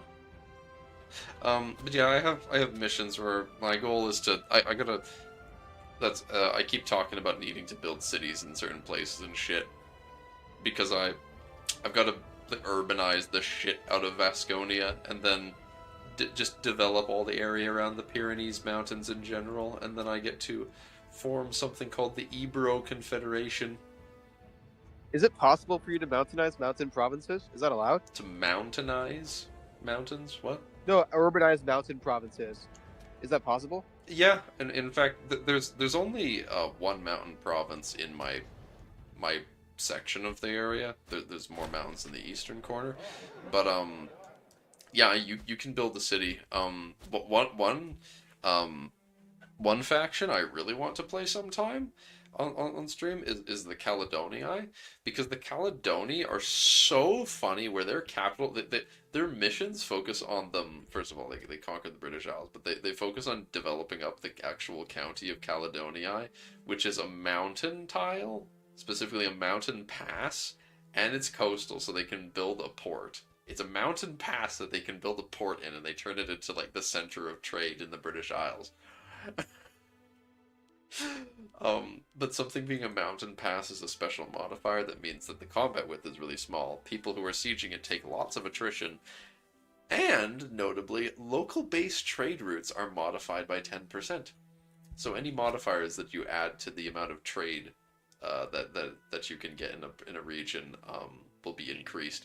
So Joffrey, you know what the you should funny do? thing about building cities in mountains is that you can get less people, because it being a mountain innately, like this mountain location has 20% less population capacity due to it being a mountain, and 25% less again due to the alpine climate, because it's cold as fuck up there. But even though Yeah, I the amount of expected that. people that you can put in the city is lower, you do get the added bonus of it being harder to siege, and then when you actually make something a city, it means you can build more levels of fortress, for example, because settlements can only have one building, but a city gets multiple building slots, so you can build a shit ton of fortresses in it. And basically, you're saying that you can make this an impenetrable wall. Just impossible time sieging it because it just has an innate extra base attrition, and the combat width is lower. Yeah. And then if you Basically, like what's happening in that Thali Hazard area. Like actually build a bunch of markets for example, like if I built a bunch of markets in here instead of fortresses, then the amount of trade that it would give actually would increase a lot because of its just innate base 10% extra. I will say, as much as I like map painting, I wish there were more situations in if Total War or other Paradox games where I would be more on the defensive. I really only get to experience that in MP, where you have to actually like try building up fortifications and defend your realm from under attack, instead of just always attacking people and always sieging their stuff. I've had a good time doing defensive as the Black Flame dwarves and Vasconia is odd, since it's Okay. basically on site, but you've I'll give got them a go good soon. bonuses. I 'Cause I imagine do it'd be wish the there was more same. situations where you could do that in CK3 and it not just, go and take over the map. CK3 isn't about the warfare though. CK3 I has agree, but the like worst CK3 is the warfare example I system use. that Paradox Just has use it as ever an made, example. other than Victoria 3, and that's never going to change. CK3 has a terrible warfare system, and it's never going to change. And I don't like fighting in it, so I don't actually enjoy painting the map. In it, I only play CK3 for the RP and the specific quests lines that mods give characters, for example. Yeah, 100%. The main reason why I prefer CK3, at least for combat, is because CK3 is faster. With EU4, I would have to play a game for like maybe 5 to 6 hours just for one session, and that would be probably 10 years of gameplay. So if I actually wanted to do like a proper EU4 campaign, that would take me several days. I suppose, yeah, that's a fair assessment. Yeah, Both so good. Sorry. what were you saying, Kyle? You continue. Oh, I was gonna say both the greatest strength and the greatest hindrance of CK3's combat is its simplicity. It's simple enough that once you know what a counter is, you pretty much can build for a specific kind of counter or what to be you want to honest, deal with. Counters don't really matter anymore. I know. I Shut up. understand what you're talking about. Advantage is everything. Well, yeah, now. No, But, it was like- everything. It was an important part before, but now because of the changes, they basically just made it everything relies on advantage. Yeah. Which, to be Yeah, fair, yeah. I like that you actually have to care about defensive buildings now. It's just the AI doesn't do it, so you can just bait them. I wish they still had. I didn't know about this because I came in CK3, but I wish they still had that levies were just men at arms, but like randomized. Kind of like I think you've got that in Imperator, right, yeah, Joffrey? it's almost like they've got it in Holy like shit. every game. Whoa, in Imperator, until you build a professional army, you have based on your culture, every culture has a unique suite of levies that they produce. So my Vasconians, as long as I've got access to iron and horses, as long as I've got access to horses, we'll make heavy cavalry. As long as we've got access to iron, we'll make heavy infantry. And 35% of my levy will, on average, be heavy infantry, for example. I'll look at my military. Oh, here's my army. This is what it's produced of. Look at all the different units. So you can Whoa. still kind of build around a specific unit. The Like facts... since you still have like a third of your army being heavy infantry, you can reliably build stuff that would help heavy infantry. There's no... I personally don't like the Imperator Rome system because with levies, it soft locks you into having certain meta or certain playsets. Yes, that's the point. I don't like that. I want to build my own army. All right, well then research... Build a professional army. Re- That's the point. If you want to be able to choose what your army is, I don't know, maybe play someone that isn't a To a tribe, legion. first of all. Play someone who isn't a But tribe. that's why I like the. One. Okay. Play someone who isn't a tribe, first of all, and then spend the, like, okay, if you're not playing a tribe, you're playing, like, an actual fucking country. Big surprise, like, I don't know, I couldn't be me playing an actual country. Most people who have, like, an actual government, start with 8 innovations off game start. Like, you play as Massalia, like I was playing my first game I was streaming, for example. You're an actual country, you've got 8 innovations to start with. You immediately just spend 4 of those innovations to go down to professional training, and you will get access to legions. Then you make yourself a legion, and then, well, I don't know, maybe you only want heavy infantry in your army. Maybe you just want to do spears because phalanx maxing. Then just fill with a bunch of spearmen and a fucking donkey, because donkeys are the supply trains. You need the supply train to actually feed your people. Like if Why? if you don't want you don't need a supply train. If you don't want to eat, you just need to finish the war fast. Yeah, just just You win guys- before you no, run no, out no. of food. It's like Cairo Russia. grind said, don't bring food. Thinking It just big makes the enough. men fight If harder. you're- If they don't have food, it means No. they know the stakes are high. Yeah. You Think of guys it just like don't this. understand, though. You don't need a supply train or to bring your own supplies. Just take theirs. Just raid No, their think of it- lands. Think of that is good, Nemcraft. That's the backup option. That's But actually think of it like this: Hernan Cortez burned his boats in the New World so that he knew that he couldn't go back. If we don't have the food for a return trip, then they can't run away. that's actually It'll be fine. there's going to be a lot more complexity around food in EU5. EU5 is Yeah. taking the Imperator approach to how you have levies that you like for the early game. You're going to be funny medieval ruler. You do the Imperator / CK2 thing where you press raise Mhm. levies button, and then all of your levies get raised in the various corners of your realm, and you got to bring them together, and then you throw them at the enemy. But then when you actually get I'm a still professional not army, sure you can how to choose feel about bidder. adding. Um, No, that does sound interesting. I'm just not sure how to feel about What the fuck? resources being used to fund. You not hear me? I can hear you. more importantly, Nemcraft, Rome is losing to the Etruscans. Let's go! I stepped away for like 3 seconds to get food, and that happened. Are you kidding me? Tarquinius's revenge. No, Let's go, baby. Umbria has occupied Rome. Wait. Hang on. You're playing with Invictus, aren't you, Joff? Yeah. For the mission trees? Yeah, Yes. they get mission trees. Them and the Etruscans. Yeah, I was told the They make this Etruscans stuff conform busted. Tuscany.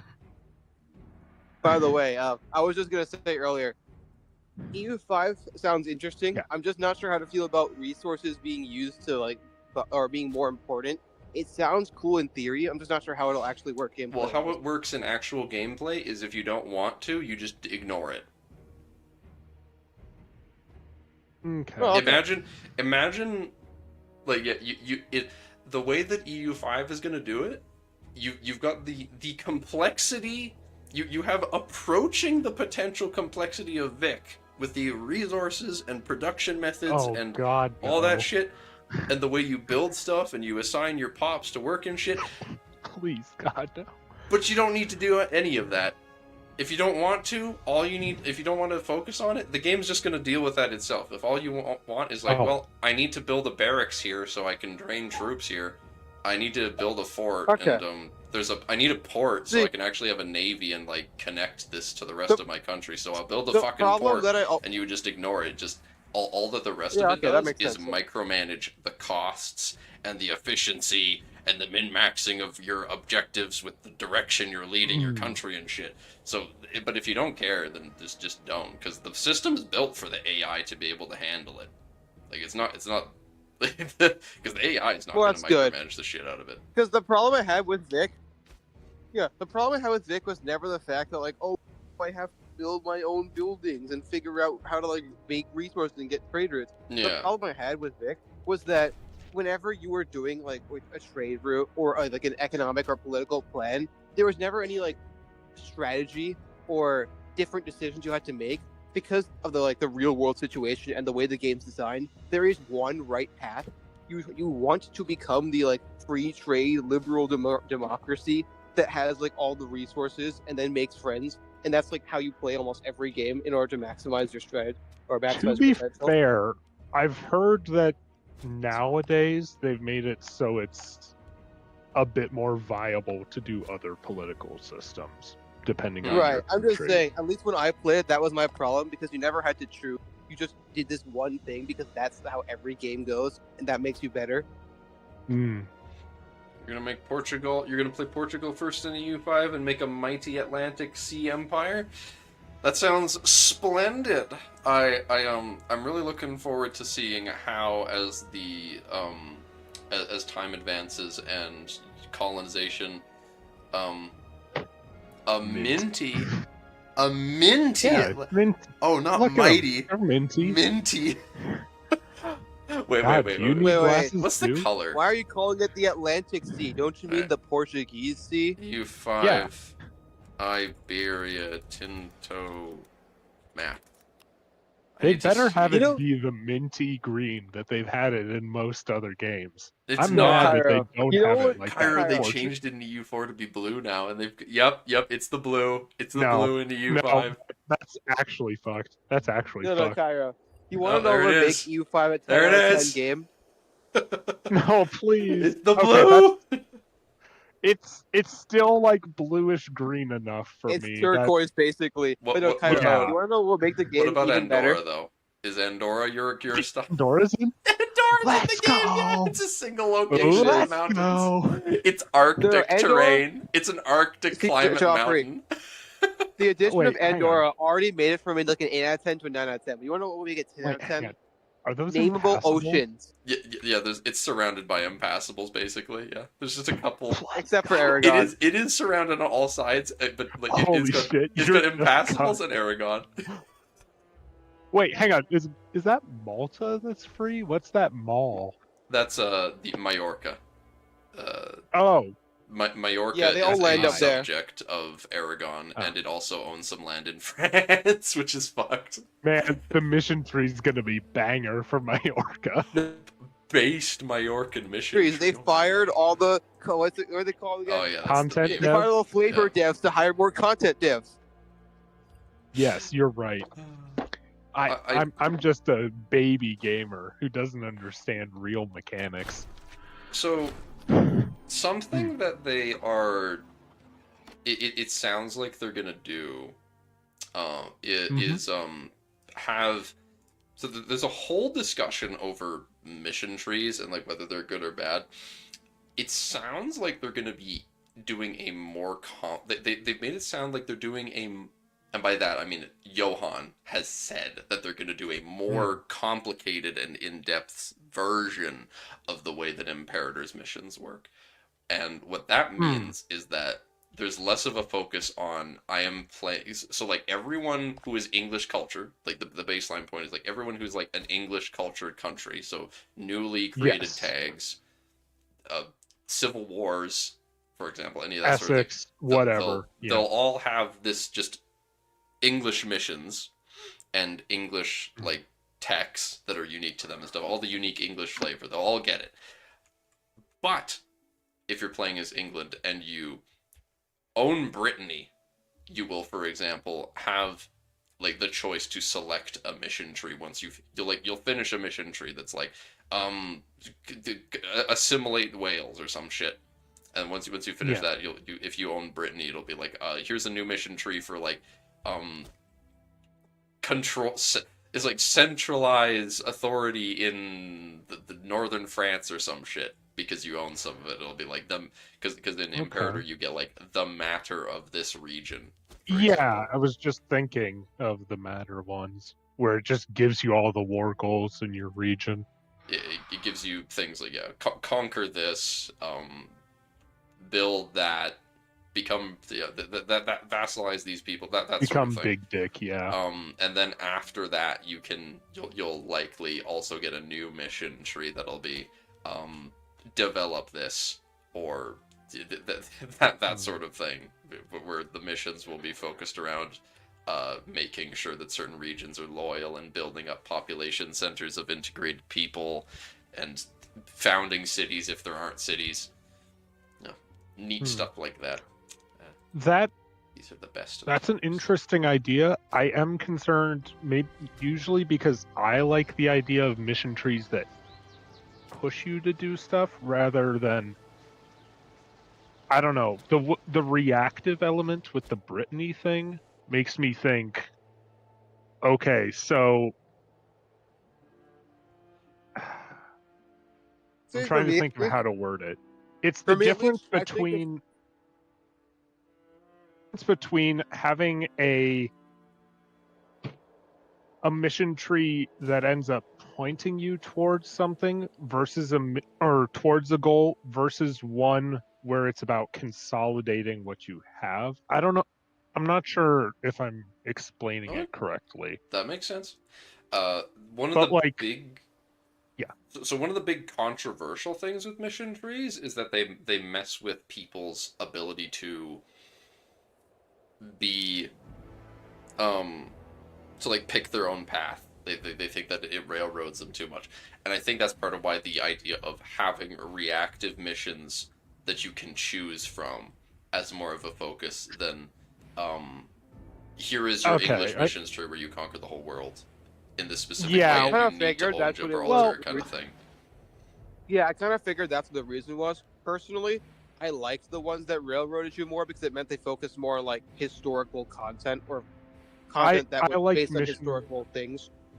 Yeah, I don't know. My big quibble with Victoria 3 is that functionally there really isn't a lot of like I mean, they've changed it since, but at game start there wasn't really a lot of difference between playing one country versus another. You might have slightly different resources early on, but like Yeah. you still would have the same journal entries. You'd still be pushed towards doing the same meta, really. Okay, to be That's- fair, the journal stuff is interesting. I just think that U4's missions are better, especially once they added like branching stuff, because I I know, think that Ninja. addressed the railroading concern without losing, I guess, some of the benefits that missions had.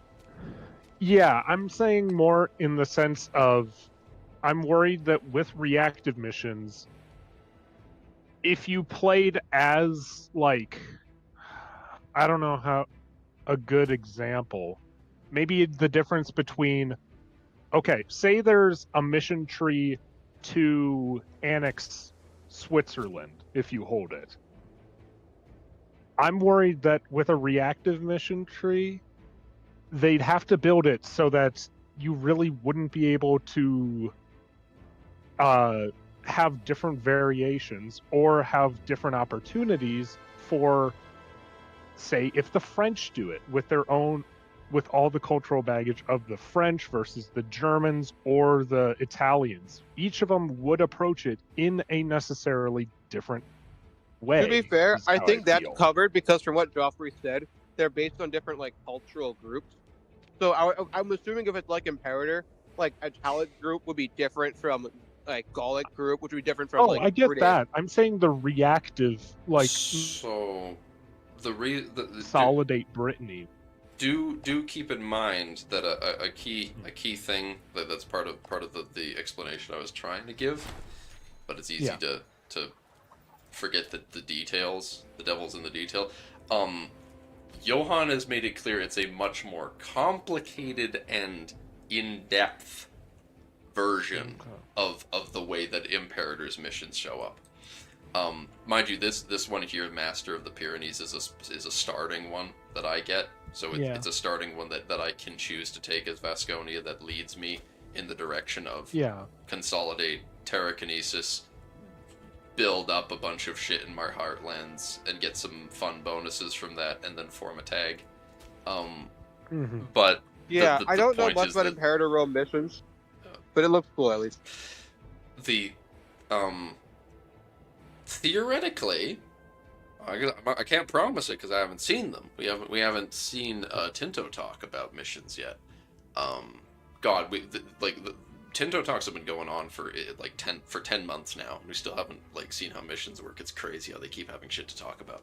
But soon enough, I'm sure we'll get to the point where they'll show us how mission trees work, and then we'll see whether we despise it or not. Mostly be worried as a about getting a true bunch Paradox of generic gamer, missions. anything Paradox does is the wrong call, and they should have Exactly. done it different. I can And if rest Paradox changes both their of your... mind later, they were wrong for listening to it. They should have kept it the same way. Mm-hmm. I see Muxford and you, Cairo, you're both concerned about the idea of getting a bunch of generic missions versus historical flavor, like War of the Roses and Reformation. But that's the thing. Those are different from missions. Those are something that is always going to be relevant to the game and is more complicated than a mere mission tree. Because they've got... We know, for example, that the Reformation is going to be a whole just international situation. Yeah, one of those they're called. incidents. Yeah, it's one Yeah, of I heard those about that. situations. That is It's going to be a interesting. I think- Catholic-wide situation that every Well, Catholic yeah, country don't is get me going wrong, to be Joffrey. getting unique I think mechanics that's involved awesome. in and shit. And I also really like how they're handling it so that you're not getting railroaded from one situation to another. That is really cool. What I was saying earlier with the whole like historical flavor is, for example, a lot of missions have ties to events or other such flavor, at least from what I've seen of EU4. So I'm hoping that whatever they do with the missions in EU5, they keep that like connection. I Uh, always thought that was pretty fun and enhanced the gameplay. I am confident, and I'm very curious how they do it, but I'm very confident that they would have missions that would, like, they'd have more of these dynamic missions that would show up for situations like the Reformation is taking root in a part of your country. So it's like, well, here's a mission. It's like, fucking figure your shit out. Either Yeah, do an like that I Albigensian like on as a them, reactive or... thing. By the way, Joffrey, where you just get like to the on a branching completely paths of different like note, either do an Albigensian crusade moment on the poor Lutherans, or become Lutheran. or become Lutheran. Get fucked, Protestants. No, you see, Cairo, the Protestants are cringe. You should become a Cathar. Yes, You know, Catharism isn't actually proven to exist, right? Cathar exists in EU5 at Game Start. In like I we've know. seen pictures It's of just it. historically. Well, screw you. It's like calling it was a couple arguably dualist or Gnostic uprisings or like religious movements that all got lumped in. It's like calling everyone Saracens. Exactly, Cairo. You didn't know it? Oh, you're right. I totally forgot about the Saracens and the Moors. You see, Cairo, if you don't remember about the Saracens or Moors, what about the Germanic pagans over to the north of Rome? You're right. They all followed Slavansk and Prada. Do you like Or the Gauls? or The Gauls are all the exact same. Kyra, do you like the Druidic faith in Imperator Rome? Yeah, it's great. I love. Joffrey, go down. Just so you go down. know, just so you know, No, this no, was scroll down a little bit. infinitely. Just so you know, this was infinitely worse in Vanilla too. Did they not Yeah. have Iberic? There Or, was like, there was no Druidic? Illyric faith. There was no Marite Oh, faith. no. The Italic Is it- faith is not in Vanilla. Neither is Yeah. Nuragic. This is just Hellenic too. So you see, What about the in Amazni, EU5, Joffrey? in EU5, everyone will be fetishist if they are not Catholic or No, Cairo. Muslim. They'll get a special faith if they're not Catholic that just says heathen. I see. Yeah, that's what I'm saying. I see. You guys really haven't been keeping up with any of the Tinto maps, have you? Then No. No, I know, No. Joffrey. They have lots of different Okay. faiths. I was joking. To put it in Yeah, perspective, I specifically- actually think they're gonna go that. to put it I in specifically perspective, paid Kyra, attention to the religious Nemcraft, stuff shush. because they. I saw Nemcraft, the- let me explain. Hmm. There is no religion in EU4 called shamanism or animism. Those religions Damn. are not in the game anymore. They've removed them. They were in the first half of the Tinto maps, but like halfway through they just removed them all and like gave there is a fucking Sami religion. Yeah, semi-shamanism. I'm very happy about it. Sami Joking, shamanism. Joffrey. I've is been a looking faith at the that maps. exists. I'm very happy. There's an Inuit religion. There are 3 counties on the map with Inuit culture, and they've given them unique religion. Mind you, how much unique Hell yeah. flavor they're gonna have? Probably pretty low, but still. Mhm. I'm waiting for the Jane faith to get a flavor that says you can't do any fighting.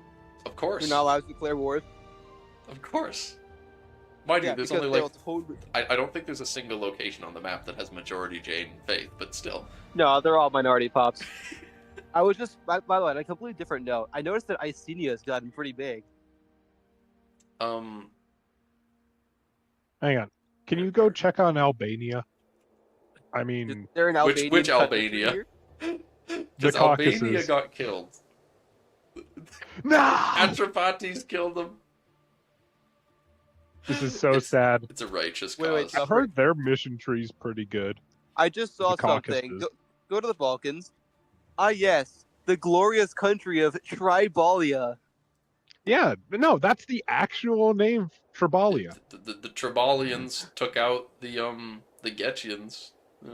They have Yeah, extra I 10% remember 'em- enslavement. Oh no! Okay, I just Let's saw. go. See, Joffrey, you have to understand. When you were in like the Spain, I looked to the right corner of the map and I see tribal, and I'm like, wait, what? That doesn't make sense. They Oh. keep those heritage That's why I was type things. confused because the So- rest of the name was cut off. The way that so you know, there's a lot of things where when you look at a system that's neat in Imperator or EU4 and you think that's a neat system, I hope they keep it. There's a lot of situations in EU5 of them taking something and adapting it where Yeah, there is no case of like here's national ideas in EU5 where you like are like, well, I've unlocked a national idea, so I'm gonna pick from the list and go through this tree and spend my mana to get the bonuses. Instead, there's like weird situations where there's almost like multiple things that you could compare to it, but nothing that is exactly the same. And in the case of to be fair, the heritage, Oh yeah, the thing that I would say is like the heritage is the whole EU4, you know, you've got your traditions, which are like you get two Yeah. bonuses you start with. They've explained, so not only do like cultures, you'll get mission trees.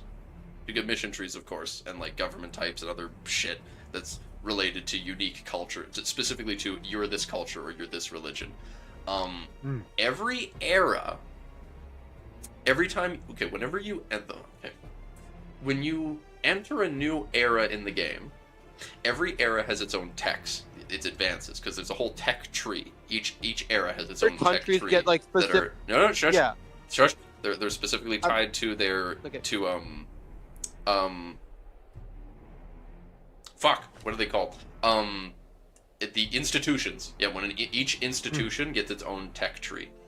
As well as there being a just generic tech tree that is tied to the era as a whole. As soon as the world enters the Renaissance, everyone globally can choose to start researching some of those generic techs. Even like Cahokia could technically. It would just be really fucking bad at it.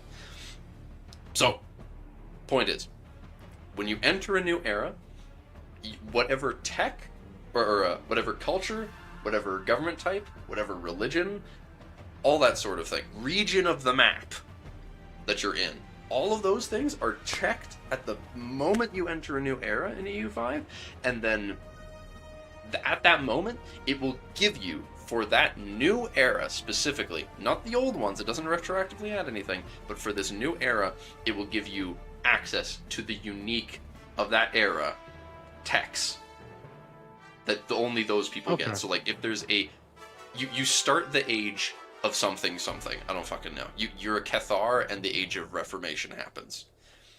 Well, you will not get the unique Catholic shit for the Age of Reformations, but you will get the unique stuff for Protestants. yes, I have also heard That's the tags thing. may get specific innovations or things they can research. That's sometimes what tags I'm too.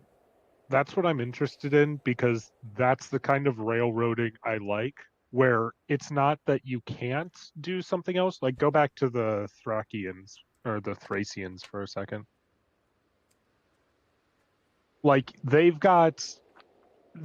pretty much set up to, raid and do like cavalry. Now they can do other stuff, but if they lean into that, it'll only help them. That's the kind of, like, that would be a nice balance. Like it sounds like you're saying. It'd mean that, Wait, 1 second. Yeah. No, you can say I'm just reading the Thrace description. I didn't realize that Herodotus has called them the most powerful people in the world. That I did not know this. Except the Indians. If only Yeah, there if was they a were to of course.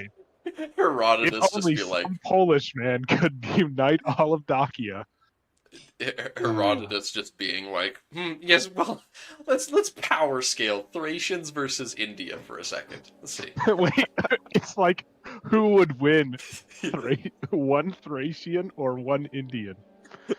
Well, you see, Okay. Thrace would defeat India because they're disunited. As Alexander has proven, India is a very fragile and weak realm, very disunited. But if the Indians were to unite, they would be the most powerful people in the world.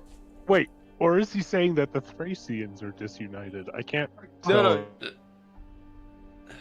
I think both are disunited. I'm pretty sure. Like, no, because in this time period, the Indians are united under the Mauryan Empire. So he's saying the Thracians are not united. No, you're right. Yeah. He's saying that if the Thracians were to unite, they would be the most powerful people in the world. Got some real bad media literacy here, John. Well, fuck you. This is the second time you misread. Ooh. I'd like to point out, by the way, that the Thracian heritage isn't even like the country of Thrace. It's a different tag. Well, the country of Tag is a bunch of fucking Macedonians. Macedonians. Wait, so why are they're called Thrace, but Yeah. they're not actually Thracian? Yeah, this is correct. You'll never guess this, but Bactria is not ruled by Bactrians. Holy shit! This is insane. Oh god! What, hang next on. you'll tell me that Seleucid- Armenia Oh is ruled by god! The Armenians? Etruscans have taken on. They took every. Wait, hang on. They're Oh man, partitioning Rome! I thought they were gonna do their Rome specific puppet, or is that? I can't remember. No, if they haven't have made the that, King or of if it's Rome. Carthage. But yeah, I know that Wait. Etruria gets the ability to make a king of Rome, but it was Umbria that declared this war. Umbria Wait, did no, this. I'm thinking of Carthage. They have something where you take Rome from them, so they have to rename themselves to South Rome, No. or like I will say Roma Cairo. Perdita. Cairo. The Etruscans do get an event for the Roman kingdom because that's what happened before Rome was independent. The Rome yeah. used to be a kingdom with remember Etruscan that. puppet rulers. I remember that because one time I Remember- went through the formable list in this game. Yeah, and then the peasants got mad, and that's how the Republic began. Yeah, no, I know the Tarquinius Supremacist tale. Oh, okay, cool. That's the name. Is I took Samnium Latin. about to defeat Rome? Where do I know the name Samnium from somewhere? I need to look this up. Were those the ones that they stole all the women from? I need to know. Is that it? What it is? I swear I've heard this name somewhere. Samnian Wedding, I think it is. One Where second. basically, Rome was a bunch of convicts, so they didn't have any women. So they just invited the Samnites over, killed them, and then took their wives. Makes sense. I like the respect the hustle. Yeah, the Samnite Wars. There were 3 of them, and that was when Rome was like first starting out. Yes. And they also ally with Pyrrhus. Also, they have a mission tree, I think, in Invictus. Definitely. Invictus kind of goes hard. Yes, it's kind of unfair. There's a lot of people that have. I was talking earlier about how the Caledonians, who have 9 people total, have this awesome mission tree where Like they one turn this. for uniting. They have this mission tree where they conquer, like, their mission tree is about them conquering the whole British Isles, and then they get another unique one after that. For the Caledonians, or was it for Albion in general? The Caledonians specifically get a mission tree to create the Caledonian Confederation, and then it tells them to go I got that. conquer Ireland, and then then they get a mission that is just like, well, you've done a good job. Now go fucking burn shit, and then it gives you claims on all of England, and then your last couple missions in that first one are like, well, if you Might as well. burn, it literally is like just destroy a bunch of the cities in the south of England, and then you'll get some big bonuses. They unlock the ability to raid for slaves and shit, and then I got a place Icenia. they're the Chariot Maxers, aren't they? No, they're not. I think so. I've heard good things about their mission tree. I do know they have one. They killed the other dudes in this corner that have missions. Good. Though the guys in that corner have enslavement efficiency, so that's sad. They're not in slave maxing. Is that what you're mad about? Yes, John? it's sad. All my homies know that in EU5 I'm going to be playing as the Barbary states and enslavement maxing. I gotta sell that shit to the Mali. You mean Tunis? Probably Morocco, actually. They better call that region the region Barbary states. Holy shit, that'd be a shit. They don't actually call it that. No, I know, but it'd be It'd be funny just because it would be so fucking. It'd be like if you renamed Maghreb to Barbary. Yes. They call them the Barbary States and Empire. This is so. Mm-hmm.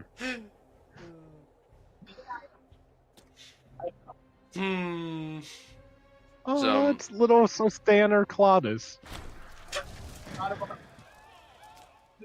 But, yeah, I am. Cool Chidus. But yeah, By the way, Joffrey, just wanted to remember. I've Reparations. no idea the name Icenia from somewhere. Are they the ones They're that in rebelled Rome against 1. Rome? Rome 1 Boudica. Total War. Yeah, that one. Okay, I vaguely. oh yeah, remember. Raetia is pretty Yeah, good Boudica's too. revolt, right? Okay. That's Switzerland, or basically making an Alpine confederation. Yeah, they confederate the Alps. They're not as based as the Norics, though, and it's sad that the Norics don't have mission tree, because the Norics get heavy infantry maintenance down, and It Diplorap does have a mission tree. They're barbarians, but 40% of their levies are heavy infantry, and they've got unique stuff. Oh, that's in so base. in their areas here. These mountains have Holy this shit, Noric Varangian steel veteran modifier time. that gives them they get extra production of iron here, and it makes that they need less slaves to produce extra. So you can just Literally produce just the Norse. a fucking huge amount of iron. Barbarian invaders with heavy infantry and good iron. That's just literally just the Norse. No, they didn't have good iron. That's Yes, their they problem. did. The Norse had great. The Germans had good iron. Yeah. I'm pretty sure like, The Norse the stole Norse had shit. good iron. The Norse just stole all their shit that was good. I don't think they had good mines. They had the primitive Wasn't thing like- to make it a bit stronger, but it still wasn't as good as steel and whatnot. There's a Well, specific no one had place steel, though. somewhere on I thought the Norse Rhine swords that were like better than most other people. there was a specific Basically- Germanic city on the Rhine that all the Vikings would buy their shit from. They're basically the thing about the Vikings is they sort of lucked their way into making slightly better iron because they would Oh. crush up bones into it to imbue strength, which had carbon, which was needed to get those higher temps. All right, Well, that's Mustang great. knew how to That's do it, but I'm great. saying I'm pretty sure they did have better swords though, than, like the Angles. There's people. Bro's been watching don't too much think so. Vinland Saga. I don't know, man. I Yeah. swear I read this somewhere. I'm gonna look this up now.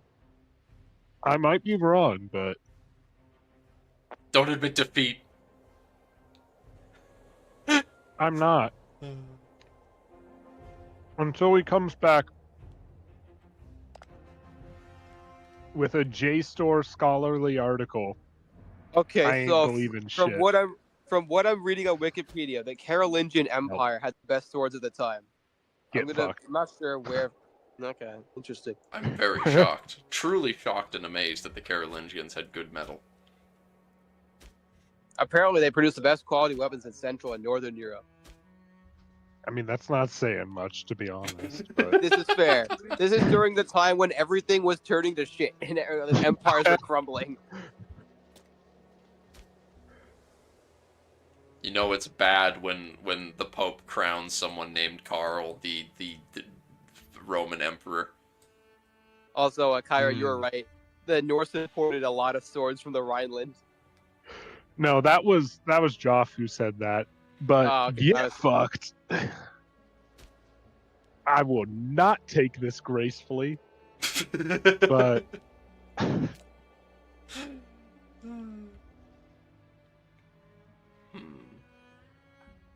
I've just got to sit down on one of my free days and learn Imperator. I did the tutorial, but then I got bored If you before I could invade Carthage. if you want to is sometime, really- we can try and make a multiplayer of it happen. Oh, we should. I could. By the way, Kyra, Drac and I can teach.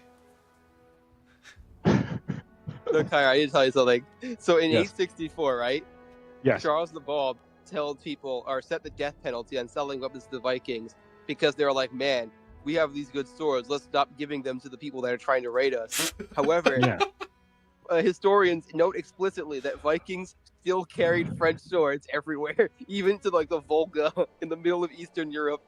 Yeah, because they either stole them or people just still stole That's them. my point. People just kept selling them It's funny. anyway. That we're not I think allowed it's to sell hilarious. them these swords. That just means we can charge more. Yeah. Exactly. It's hilarious. The Carolingian Empire, which also known as the Merovingians 2.0. Yeah, shocking that it wasn't the height of civilization. Hey. The Merovingians wished they could have done as much as the Carolingians. They did. The Carolingians stole their shit. Yeah, for good reason. It And was they good made it shit. better. They took... Yeah. Fucking taken only Francia, not even Germania or Italia Suburbicae. Let's pass both these laws. Fuck stability. Fuck stability. Pass all the laws. The people don't need Wait, you don't have to stability. worry about interest groups? Let's go. No, I just need to worry about the fact that my country is gonna fucking collapse. And now, if you're a republic, you have to worry about interest groups because you have to worry about the rich people, the conservatives, and the Yeah. communists. The plebeians. They're not Oh actually, no, the communists who want to vote people- on things. the Populares Democrats and get the Democrats get memed on as either being the communists or the proletariat, but they're neither actually. That's the funny thing. They're actually neither communists nor the proles. They're actually the ambitious, powerful people in the country that don't have nobility. That's what they Oh, are. yeah. Holy shit, Obviously. this is insane. Who could have fucking They're- thunk that this they're- would happen? Cairo. They're just the adventure Cairo, Joffrey? capitalists. They're just They're just the new rich, money. like, yeah, exactly. They're the new money people. So you think that they claim, it literally says that they claim to be champions of the common man and will sometimes push Yeah. legislation that will like support people to try and give them more like it's like, oh, more clout. Like, oh, look, guys, we're trying to Power. help you. But they actually just want to see. But it's actually all just a scheme to make it easier for themselves to get more authority because of their lack of nobility. But also, Joffrey, you have to remember the oligarchs are a separate faction. Well, the oligarchs are the old money. And then there's the Are you sure? conservative. I thought oligarchs are just rich people generally. The oligarchs are yes, the oligarchs are the people who are rich now. The Democrats are the people that want to be allowed to be rich nobles. Right. And then there's the But all I was traditionalists saying who is just are they're the racist people. Yeah, they're like the people that are like yelling at the clouds in the sky. Yeah. Yes. What I was saying is though that you That's wish it everyone could be in a this time one-party period. state. Imagine being a monarchy. Dark and I Imagine. I'm not. I don't actually know whether I'll become a monarchy or a democracy when I reform. I'm not sure yet whether I want to become. I mean, I'll become the Ebro Confederation, so that sounds like a democracy. Oh, I could form Aquitania. Well, fuck but that. I do kind of like the idea of a king of the mountain. Mountain that sounds King. like a No, cool- But there's a no, queen Cairo. right now, though she's 44 Well, Cairo. years yeah, old. but so. you know what I mean. Where's the Imperator Rome mod for Peasant Republic? Yes, more martial, more techs. I see. I'm actively trading. I'm actively got trade routes set up with Carthage and the Etruscans because it means that I sometimes get free tech progress. Because fun fact, as a barbarian who has like no actual civilized pops, it's really hard for me to get tech. So how does tech work? All right, Wait, so can't you just steal it from others? citizens and nobles are where you get your tech from, and you don't get many of those. You don't have many of those people as a tribe, and the ones I do Okay. have aren't very happy. So you need lots of them, and you need them to be happy. And I don't have lots of them, and they're unhappy. They're unhappy because I'm a tribe, and I don't have much civ level. So the more your civ level goes up, which is your development, so you just build lots of fucking buildings. More buildings you make, the more your civ level goes up, and the more your civ level goes up, the more that your urban pops are happy, and the more that your tribes are unhappy. But your tribes go away anyway. So build buildings, Okay, so- and they will come. It's simple as that. If you want tech, build them, build it, and they will come. Especially the academy, the academy Okay. and courts of law. If you build Like Vic 2 in that sense. Or Vic 3. What absolute about all the tech tribal pups maxing though? Won't they is get mad at you? build academies, because academies will make your maximum civilization level go up, and the speed that you get to that maximum as like city specialization. Like you can make a build. You can be like, this Stream city went is gonna out. have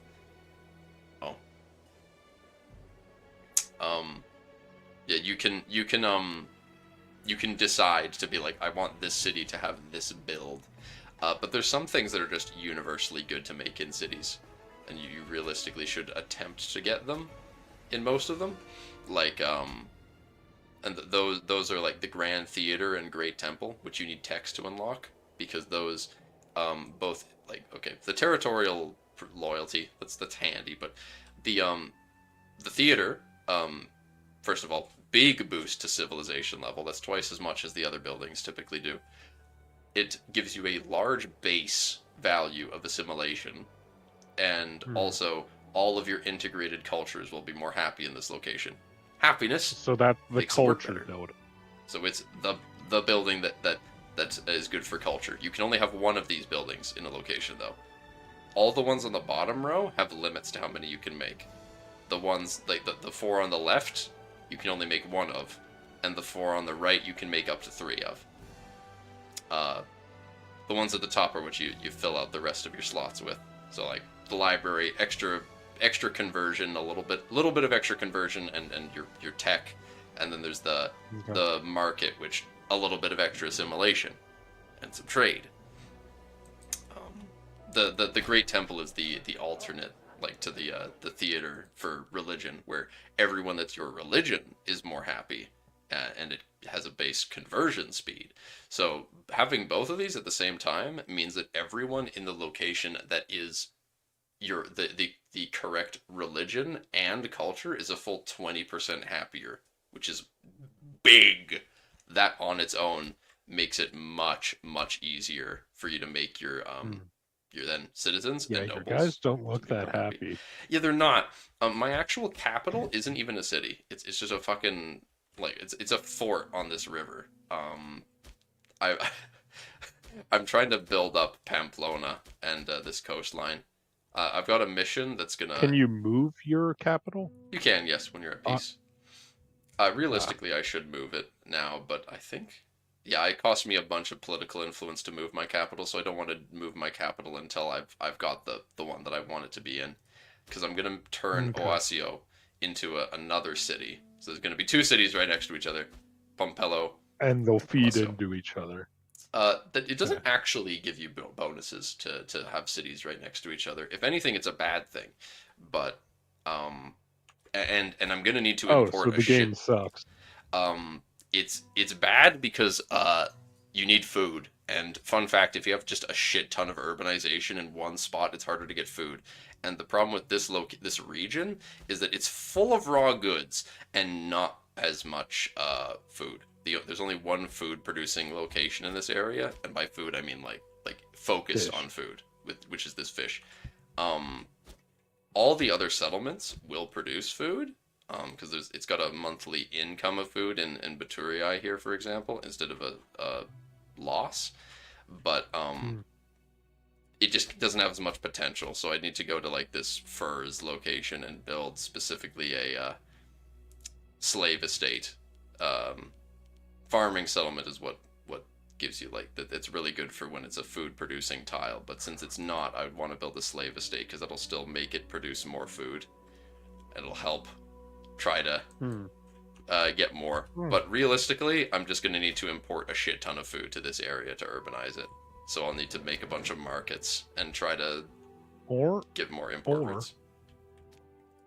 You build all the stuff and then just frantically play catch up. That could also work. It'll be fine. But then the issue is that people won't move there. You need to deficit spend on food.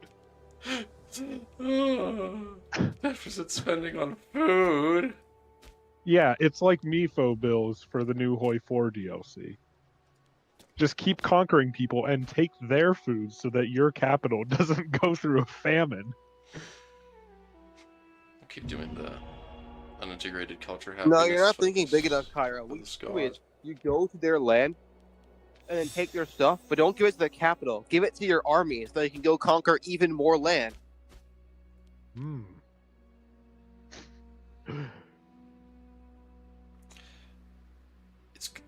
I need to get 15 pops and 20 civ level in Papella. That's rough. But also, isn't that basically... Yeah, that's... Mifo bills are basically just the Germans taking out a ton of loans, right? I never actually... I don't remember if that's... Is that what it was? Okay, it was basically like 20. IOUs that they used. I can't remember if they did it from their own people or if they did it. I think they I might think have they done went it to from like a their own bunch of people. big businesses. Well, yeah, Just for basically, yeah. You continue. MIFO bills allowed them to sort of hide the costs and come up with money they didn't have to finance rearmament. Yeah, and Right. basically rebuilding the that- country. From what I remember, they basically did it under the promise of, yeah, we're gonna go Wait, to guys, war. I've got to so... go right away. So, Damn. I've just now, thanks to building this theater, I've got enough. I've been able to, and having the civilization effort focus on for this province. I've been able to get up to 20% civilization value, which I need for my mission. And now I just need to somehow get 15 pops into the city. Which Just shovel them all in. is one of the you handy can't move things them about because being they a have to be like tribe. freemen, right? Because you can't move freemen, citizens, or nobles, but you can move tribesmen and slaves. That's one of the handy things about tribes, is that most of your pops are tribes, so you can move around most of your population very dynamically. Okay. So I'm gonna just Right, but I was gonna ask earlier. grab a shit ton of boys. So, Joffrey, question. In Imperator Rome, when you conquer like a civilized country or something that's not tribal, can you not like steal their advancements some Nope. way? Nope, you can't Damn. steal their tech. If you conquer an area, I- it does not mean that you suddenly get their technology. What it means is you have a bunch of people that could teach you technology, but the problem is they hate you. So you need to either integrate them, which will make you more likely to actually get research. Like if I conquer some of these if I conquer these there's 2 Greek cities on the coast here. If I conquer them, the Greeks are gonna fucking hate me. But if I integrate them, which I would integrate them into my society, make them an accepted culture, so I won't be assimilating them. Those Greek citizens and their urbanized locations will help me get research. And Okay, because I was so you thinking don't steal that technology. if you conquer The way them, that you get technology is by having lots of citizens of your own, and by trading with people who actually have tech. But I've got to go right away, so what I'm going to do is I'll click, yes, the chief city of the Vasconians. Oh wait, it takes 365 days to complete, so I won't do that this time. I'll wait until next time, where I'll do is gonna start an event chain where I can choose to invest in certain territories. So I am gonna stop this here. you said you need to go. Are Save you doing work? and head out to work promptly. Turn off the display. That's not supposed to be on. You all okay, don't so need this to see works. my Well, good night, then. awesome mesmer background. It's based background, but you don't need to be staring at my desktop. So yeah, I've got to head to work where I shall be doing fun security guard things. It's so exciting every day. So many things happen. Yep. I'm gonna, but Yep, what good I'm night. also gonna be able to do is, because I've been working on, as I talked about, I've been mapping Kiengao in Imperator, so I'm gonna keep doing that because I've gotten good enough at map modding that I can. I'm actually at the point where I can pump out like two locations per minute, which is a pretty good rate to be able to add regions to a map, because it's a painful process.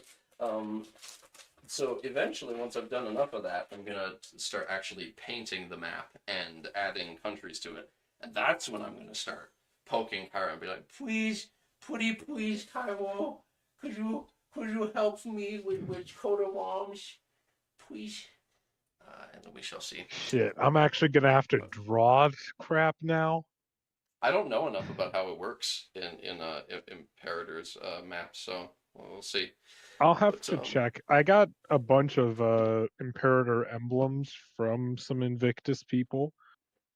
It looks like they're sort of like emblems, just different color values. I don't know how changing the colors on that shit works either. So I I don't know either. I've taken Yeah. a tiny bit of a look. I've seen that there's that you choose. I've seen where in the code you choose what emblem you want to use, but I don't know how you make them. I don't know what the format's like. I don't know how hard it is to assign new ones. And I don't know how easy it is for you to just be like, I found this cool image from the internet, so I want to use it as a textured emblem for these guys, kind of thing. I don't know, but in any case, I'm gonna dip now, so I'll catch you all later. See ya. Bye for now. I got my uniform on now.